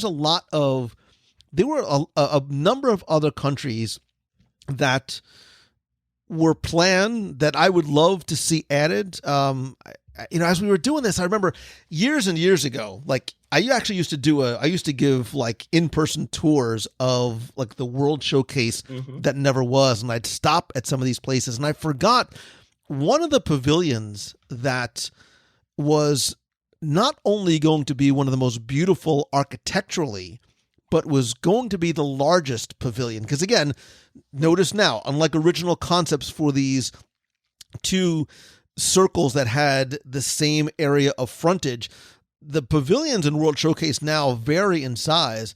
The largest and possibly, arguably, one of the most beautiful was going to be Iran. Ooh. And they were going to have this central pavilion and this sort of outdoor bazaar like mall and restaurants and this like a recreation of this palace with this animated boat ride depicting Persian history and recreation of Persepolis, which was the capital of the empire back in 500 BC, whatever it was.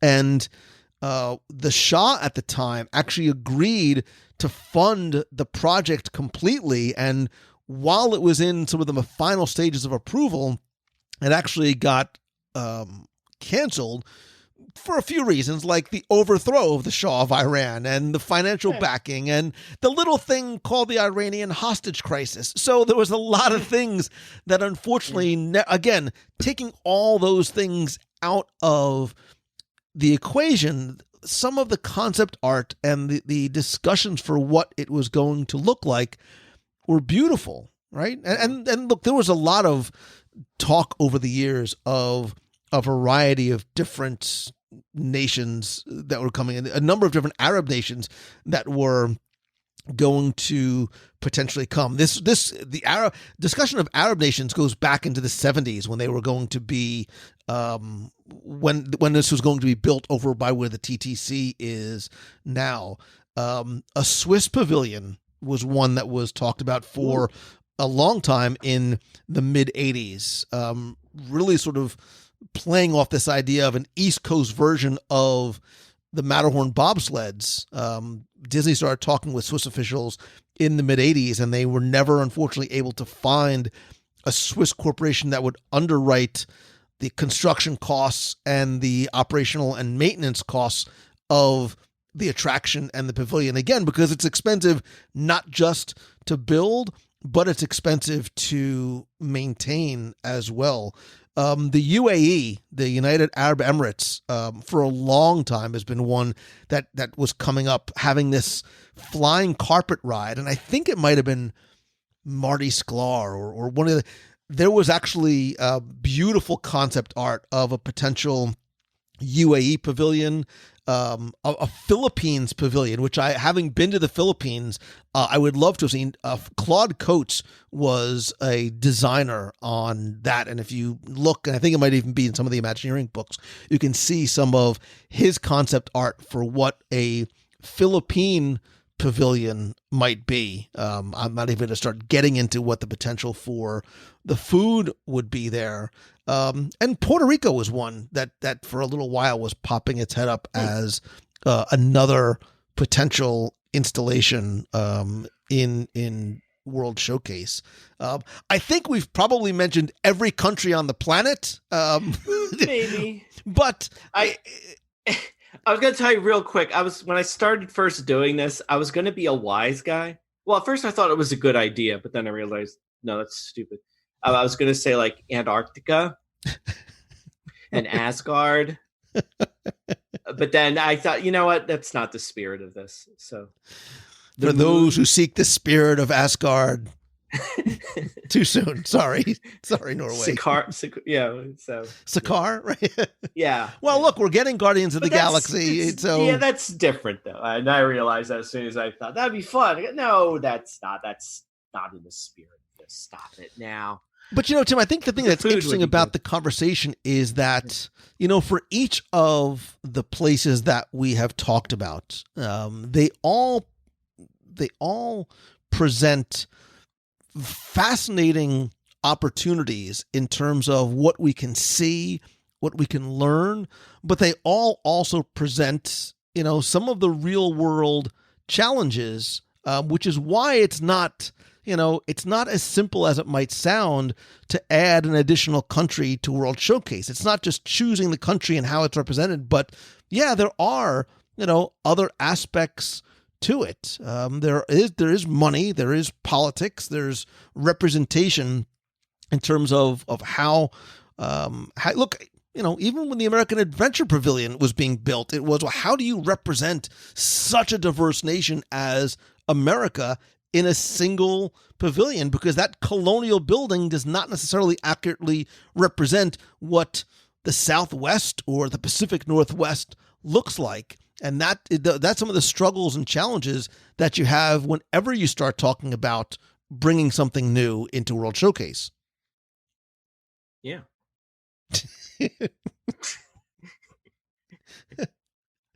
If you had to pick one, it's about the food.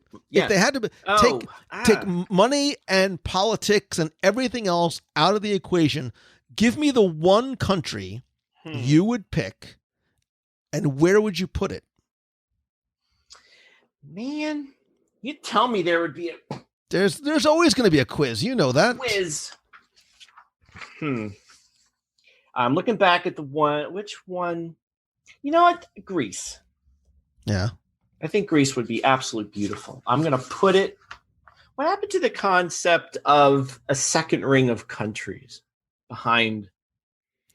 That was a concept once, right? But right. So that expansion of the World Showcase Lagoon and having additional countries. But I think, wasn't there like they were going to do, not expanding the lagoon so there'd be more on the water, but just go behind the ones that are there and make another ring around, which wouldn't be fair, I guess, to them. Right. And the idea of having some of the concepts of what the origins of World Showcase were going to be, and sort of having those rings that were going to be not intertwined, but sort of facing each other with that courtyard.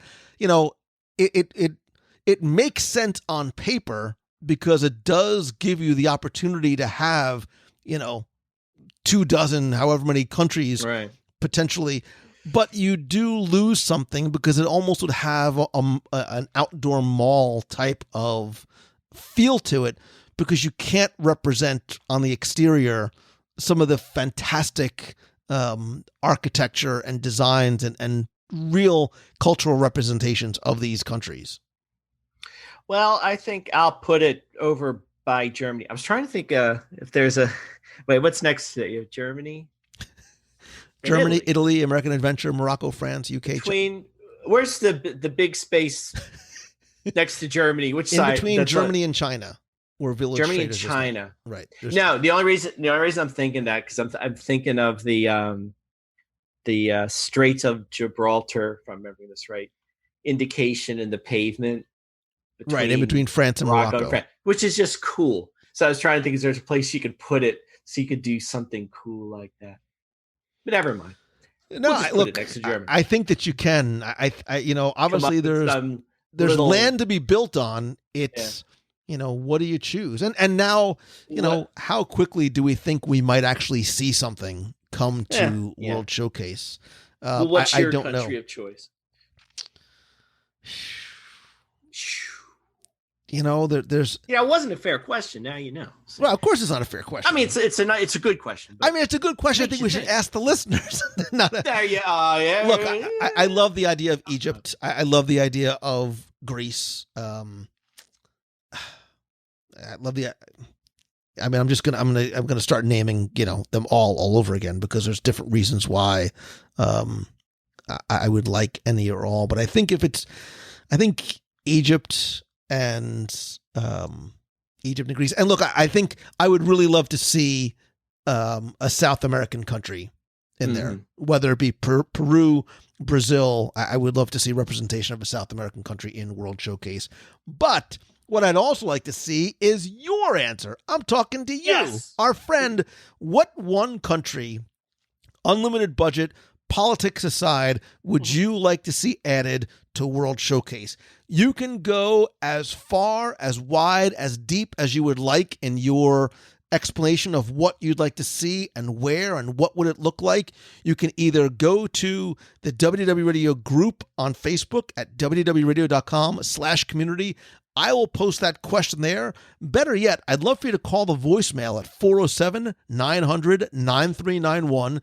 That's 407-900-WDW1. You can you don't have to even worry about typing it out. Just sort of let me know. Let me hear the passion in your voice about what you'd like to see, where, when, why, how. And if you want to throw in any of the potential food items as well, that wouldn't hurt. Well, that's the most important part.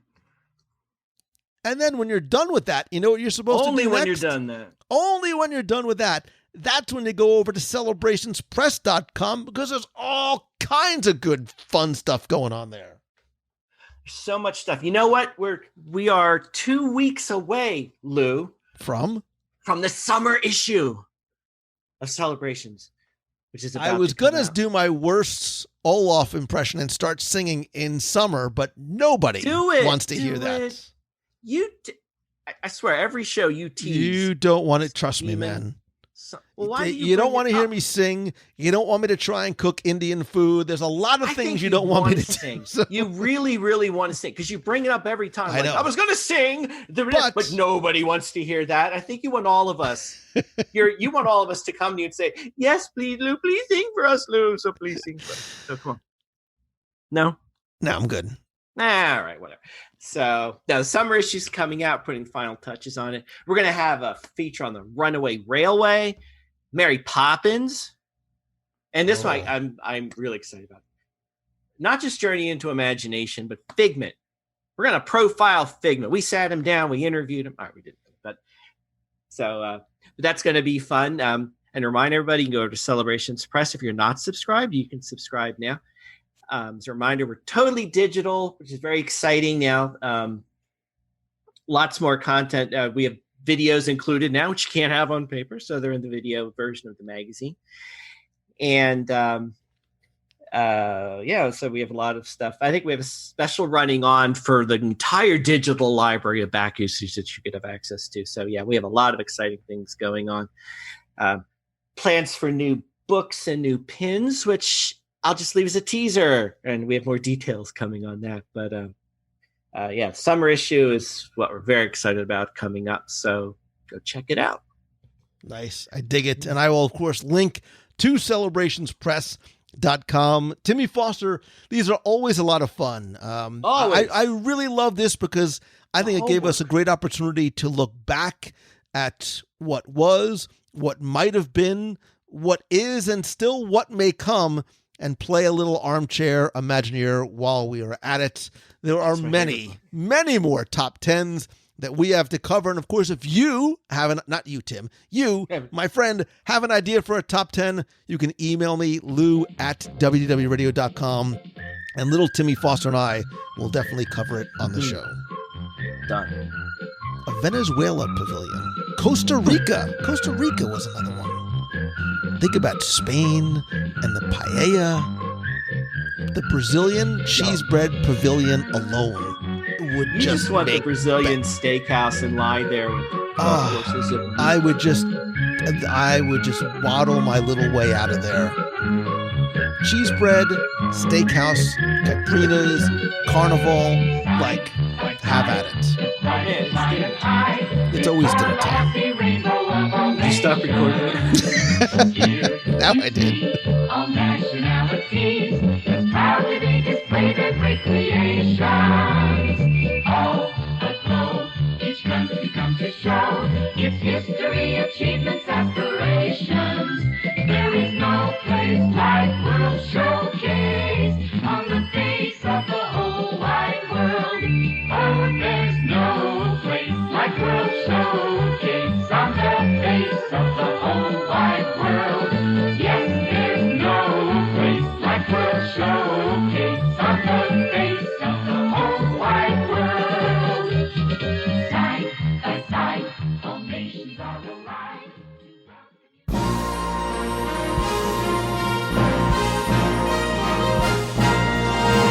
It's time for our Walt Disney World Trivia Question of the Week, where I invite you to test your knowledge of Walt Disney World's history or see how well you pay attention to the details, sometimes what you see, hear, taste, remember, and if you think you know the answer, you can enter via our online form for a chance to win a Disney Prize package. Of course, before we get to this week's question, we're going to go back, review last week's, and select our winner. So last week, we took you to the Disney MGM Studios, and I said that when the park opened in May 1989, it only had 5 attractions in operation. And the question last week was to tell me, what was the first new attraction that was added almost immediately after that date? Now, before I give you the correct answer, let's find out what those 5 attractions originally were. Of course, there was the Great Movie Ride, that sentimental journey through the movies. Superstar Television gave guests a look into what a very hectic TV studio felt like. The Monster Sound Show allowed guests to add sound effects as if a movie was actually in production. There was also the Magic of Disney Animation, this wonderful walkthrough attraction where you could watch as animators were working at their desks on real animation for feature films. And of course, the backstage studio tour, if you remember Catastrophe Canyon. But there was also costuming, sound stages, set shops, backlots, post-production. A wonderful long attraction that really showed you how the magic of the movies was made.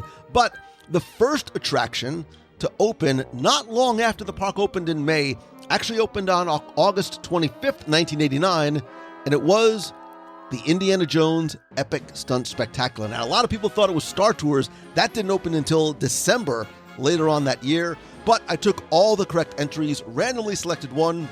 And again, you're playing for all of my digital products, which include my 102 Ways to Save Money for an Walt Disney World book, my 7 audio tours of the Magic Kingdoms, history, details, secrets, and stories. All those, by the way, are available on Amazon and Apple Music. I'm also going to send you a WDW Radio vinyl sticker, a Magic Band cover, and a mystery prize. As I mentioned earlier, I am currently in the process of going through my closets and my garage and the years that I have of Disney and Star Wars collectibles, and decided that it's time that there's not enough room to put them out and enjoy and display them here, so I want to share them with you. So every Sunday at 9 p.m. Eastern, I have new auctions up on eBay at wdwradio.com/eBay. They all have no reserve, $1 starting bid, and items vary from Walt Disney World theme park items dating back to the 70s, artwork, books, Disney collectibles, toys, Star Wars items, and lots more. Again,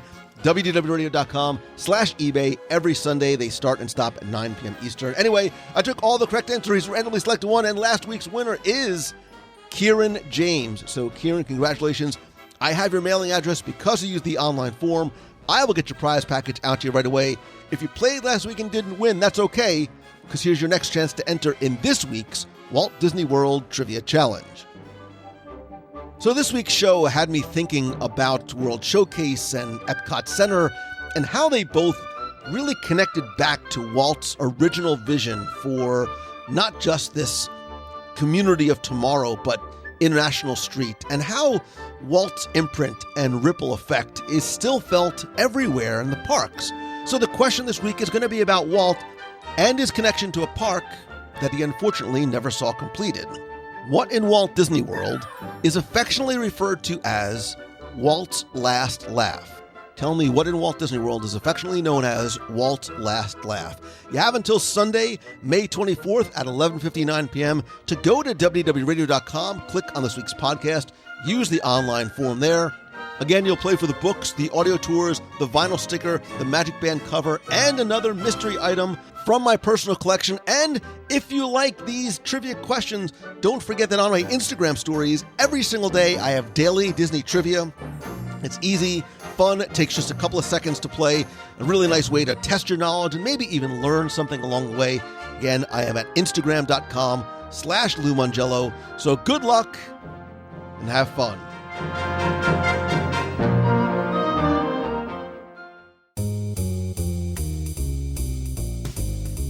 That's going to do it for this week's show. Thank you so very much for taking the time to tune in this and every week.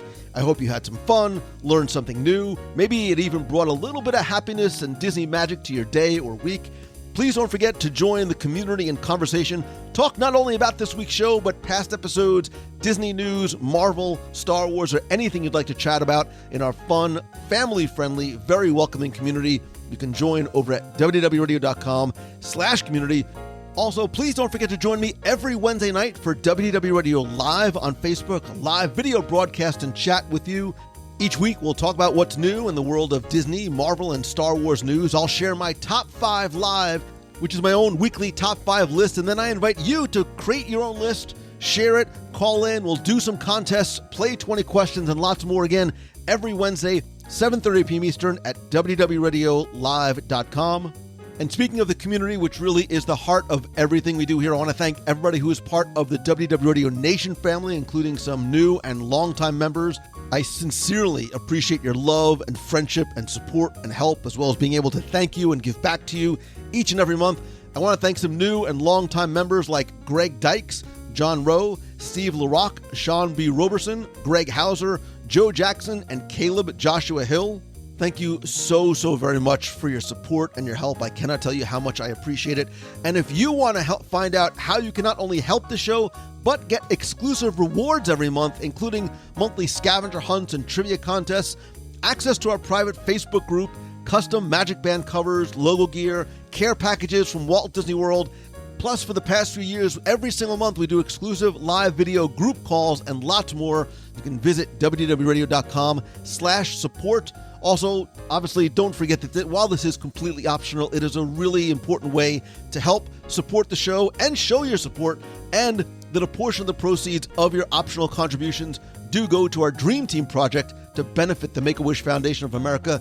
Thanks to you and all the members of the nation, we've raised more than $300,000 to help bring children with life-threatening illnesses and their families to Walt Disney World through the Make-A-Wish Foundation of America. Again, to find out more and show your support, visit WDWRadio.com/support. And because this show is for, by, with, and about you, I'd love to hear from you. So if you have a question you want me to answer on the show, you can email me, lou@WDWRadio.com, or call the voicemail at 407-900-9391. Please also make sure you visit our Facebook page at facebook.com/WDWRadio. And you can connect with me on social. I am at Lou Mongello on Facebook, Instagram, Twitter, Pinterest, and LinkedIn. And I always have been, I always will be a handshake and a hug kind of guy. And although, unfortunately, we still can't do our Meet of the Month in Walt Disney World as we have been for the past 13 years, our next virtual Meet of the Month is actually going to be moved to Sunday, May 31st at 8 p.m. I originally had it for the 24th. I remembered it was Memorial Day weekend, so I'll push it back to Sunday, May 31st, 8 p.m. It's going to take place online via a Zoom call. To find out more and register, visit WDWRadio.com/events. There you can also keep in touch with other events, not just virtually online, but things we have coming up for later this year and our Marvel Day at Sea cruise this coming January 2021. Now, I have been asked if my Momentum Weekend Workshop in October in Walt Disney World is still going to happen. As of right now, it is going to continue as planned for this October 17th and 18th. Again, it is a 2-day weekend workshop to really help you turn what you love into what you do. To find out more, you can visit LouMongello.com. And while I understand, obviously, that travel is canceled and events are not happening, I still want to try and help you, even if it's virtually, to turn what you love into what you do, whether it's one-on-one coaching calls. We still have one spot left for our Tuesday night weekday mastermind, limited to just 6 people. And I also offer virtual training and presentations about customer service, lessons from the Disney parks, social media, podcasting, live video, creating community, and lots more. Again, to find out more, you can visit LouMongello.com or just shoot me an email, lou@wdwradio.com. Of course, thanks as always, as I have thanked for the past almost 13 years that we've worked together, the entire team over at MouseFan Travel. As travel is starting to open up again, please consider and go and visit our friends at MouseFan Travel. They are my official and recommended provider because it's who I've used for more than 13 years, whether you're going to Worldland or anywhere on this amazing planet of ours. Becky Menken and the entire team of agents will be there to help you with any questions, problems, discounts, and the best possible prices available, all with an incredible level of personal service, which really is so very important, and it is their hallmark. Again, you can visit them over at mousefantravel.com. And as always, my friend, and you are my friend, whether we have met yet or not, like I said, now more than ever, although we can't be together, I promise you that you are not alone. And by virtue of you being here, you are part of the community, you're part of my extended family. And all I ask is that if you like the show, please help spread the word, let others know about it, whether it's tweeting out that you're listening, sharing a link to this or your favorite episode on Facebook, or Twitter, or Instagram. And if you can, take just 30 seconds to rate and review the show over an Apple Podcast. It's a huge, huge help. I want to thank some recent reviewers like Disney Fan 1974, who says, "It's a great podcast, very entertaining, full of past, present, and future information. I look forward to the weekly trivia. Still hoping to meet Lou in the future. Thank you for building the clubhouse." The Big Jabroni 69 says, "It's the best Disney podcast. My fiance and I are lucky enough to be planning a Walt Disney World honeymoon. Congratulations. And Lou and his awesome guests have done so much to help us prepare for our dream trip. Lou radiates a friendly and welcoming atmosphere, and his opinion is truly wonderful, especially the food recommendations." He inserts a ha-ha. "I know that I'll continue to listen to the podcast long after our honeymoon and hope to one day travel to Walt Disney World with the WDW Radio gang." Mac3187 says, "The best podcast ever. Lou's the best. His reviews and experience with Disney cannot be compared to anyone else." Wow, thank you. Alexandria Spire says, "I can't get enough of Lou. I've been listening to WDW Radio for years, and it's the highlight of my week.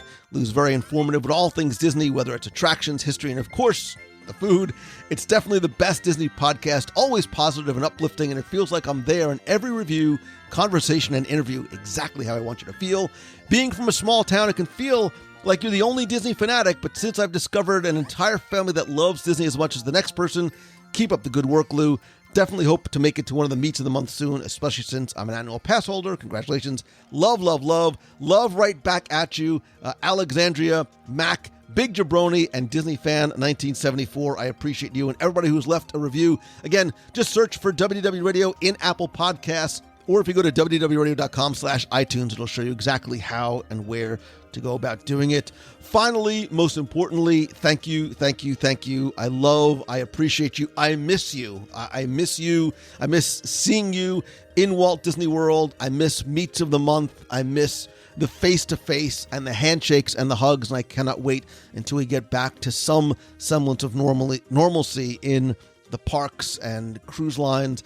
And I hope that while we are all missing Disney and missing a lot of that normalcy, that I and the show and the community hopefully just make your day or your week a little bit happier, maybe even inspire you to do something new, to follow that dream, to be better at whatever it is. I think inherently we want and we crave good news, and I hope that that's what this show and the live show and the community bring you. And I hope that you, like me, choose the good. look for and find the good in everything you do and everyone that you meet. And I hope that you are staying safe. I hope that you are staying positive, and staying well. And I hope that I get a chance to see you for the first time or for the next time really soon. Until then, I will look for you in the community, in the clubhouse at wdwradio.com/community and on social. So until next time, see ya. Hi, Lou. It's Elizabeth from Massachusetts. I'm just giving you a call. I just finished listening to your most recent podcast about listener email with Becky, and it was honestly just a really good distraction, and it was everything I needed. I love when you guys do those. They're one of my favorite types of episodes you do. But to answer your question, my favorite value resort, I agree. I think Art of Animation, hands down, offers the most, but I weirdly had an extraordinary experience with cast members, specifically at All-Star Music. So I have to give that place a shout out. They were awesome this past winter break that I was there. Just with our luggage got kind of like lost when we were going from one resort to another, and every time I interacted with anyone from there, they were just amazing. So I'm going to give them a shout out too, but my favorite moderate is Riverside. That's where me and my family spent one of our first Christmases when we started going down for Christmas there. So Riverside, for those reasons, is my favorite moderate. And my favorite deluxe is Animal Kingdom Lodge. I got to go and agree with Becky here. It's the food, the atmosphere, all of it is just awesome. I wish that right now I could do, or more than anything, I wish I could just wake up and look out on the savannah, have a cup of coffee, and enjoy it there. So, yeah, those are my favorite value, moderate, and deluxe resorts. I also wanted to just mention that I think it's so exciting that the Shanghai resort is officially open. I think it's weird, though. I saw someone, I wish I remembered who it was so I could give them credit, but they posted about it and how it just didn't feel the same because of the way it was all blocked off and how people had to keep away from each other. So I really just can't wait till we can all kind of go back to normal whenever that will be. I just think that, Disney won't be the same until all the people who make it what it is can be in there hugging Mickey and Minnie, being close to each other on a ride, and doing all the normal things that we're used to doing. So I'm so excited that things are going to start to slowly reopen, but I don't know, it just kind of still is bittersweet. So I hope everyone is staying safe and healthy. Sorry for this kind of long message, and I'll see you later. Hey, Lou and everybody in the WDW radio family. This is Beth in Brooklyn, and just calling in on my socially distanced walks. I've managed to finish up the Animal Kingdom podcasts and the other podcasts that have gone on since then. And anyway, yeah, Animal Kingdom is absolutely my favorite park. And Pandora is absolutely my favorite section. And actually, like, listening to the podcast got me to put in Avatar, which has always been one of my favorite movies, and was like literally physically aching to go back. And I was supposed to have gone this summer over my birthday and decided to cancel, changed it to a cruise, which I'm still waiting for Celebrity to cancel, but we'll see. But anyway, that coupled with a shoulder that I'm calling Elsa because it's frozen, which has restricted my Orange Theory at home workouts, prompted me to start walking and run walking again. So I got signed up for the half marathon in January on Tuesday. So I have my reservation at Art of Animation. Thank you, Jackie, at MEI Mouse Town Travel. And filled out the form for the running club, so hoping to hear back about that soon. So, cause I'm going just, it's for fun. I've been in a running club here in New York, even though I was a run walker, and it was too much pressure. So just something that would be really fun, I think. So, anyway, hope people hope people got in who wanted to get in, and, if they weren't able to get in, hopefully, maybe as things improve, they'll be able to open up more slots. But anyway, looking forward to seeing everybody in January. Take care, everybody. Stay safe. Bye. Good morning, Lou Mangello. It's Darlene Nagy, formerly of West Seneca, New York, and I'm calling in to say it's a gorgeous, beautiful day this Monday, May 18th, and it's sunny, and it's going to be about 87 down here in Florida. So I would like to also tell you that in about less than 2.5 months probably now, you guys are going to be doing the Wyoming trip. And then you got the Marvel Cruise in the beginning of next year. I'm hoping things are going to get better, quicker, and that we can all go back to the new normal. And please pack your patience and be kind, choose to be kind, and make somebody smile. Like Lou always says, stay positive. Love you, hugs, and have a magical day.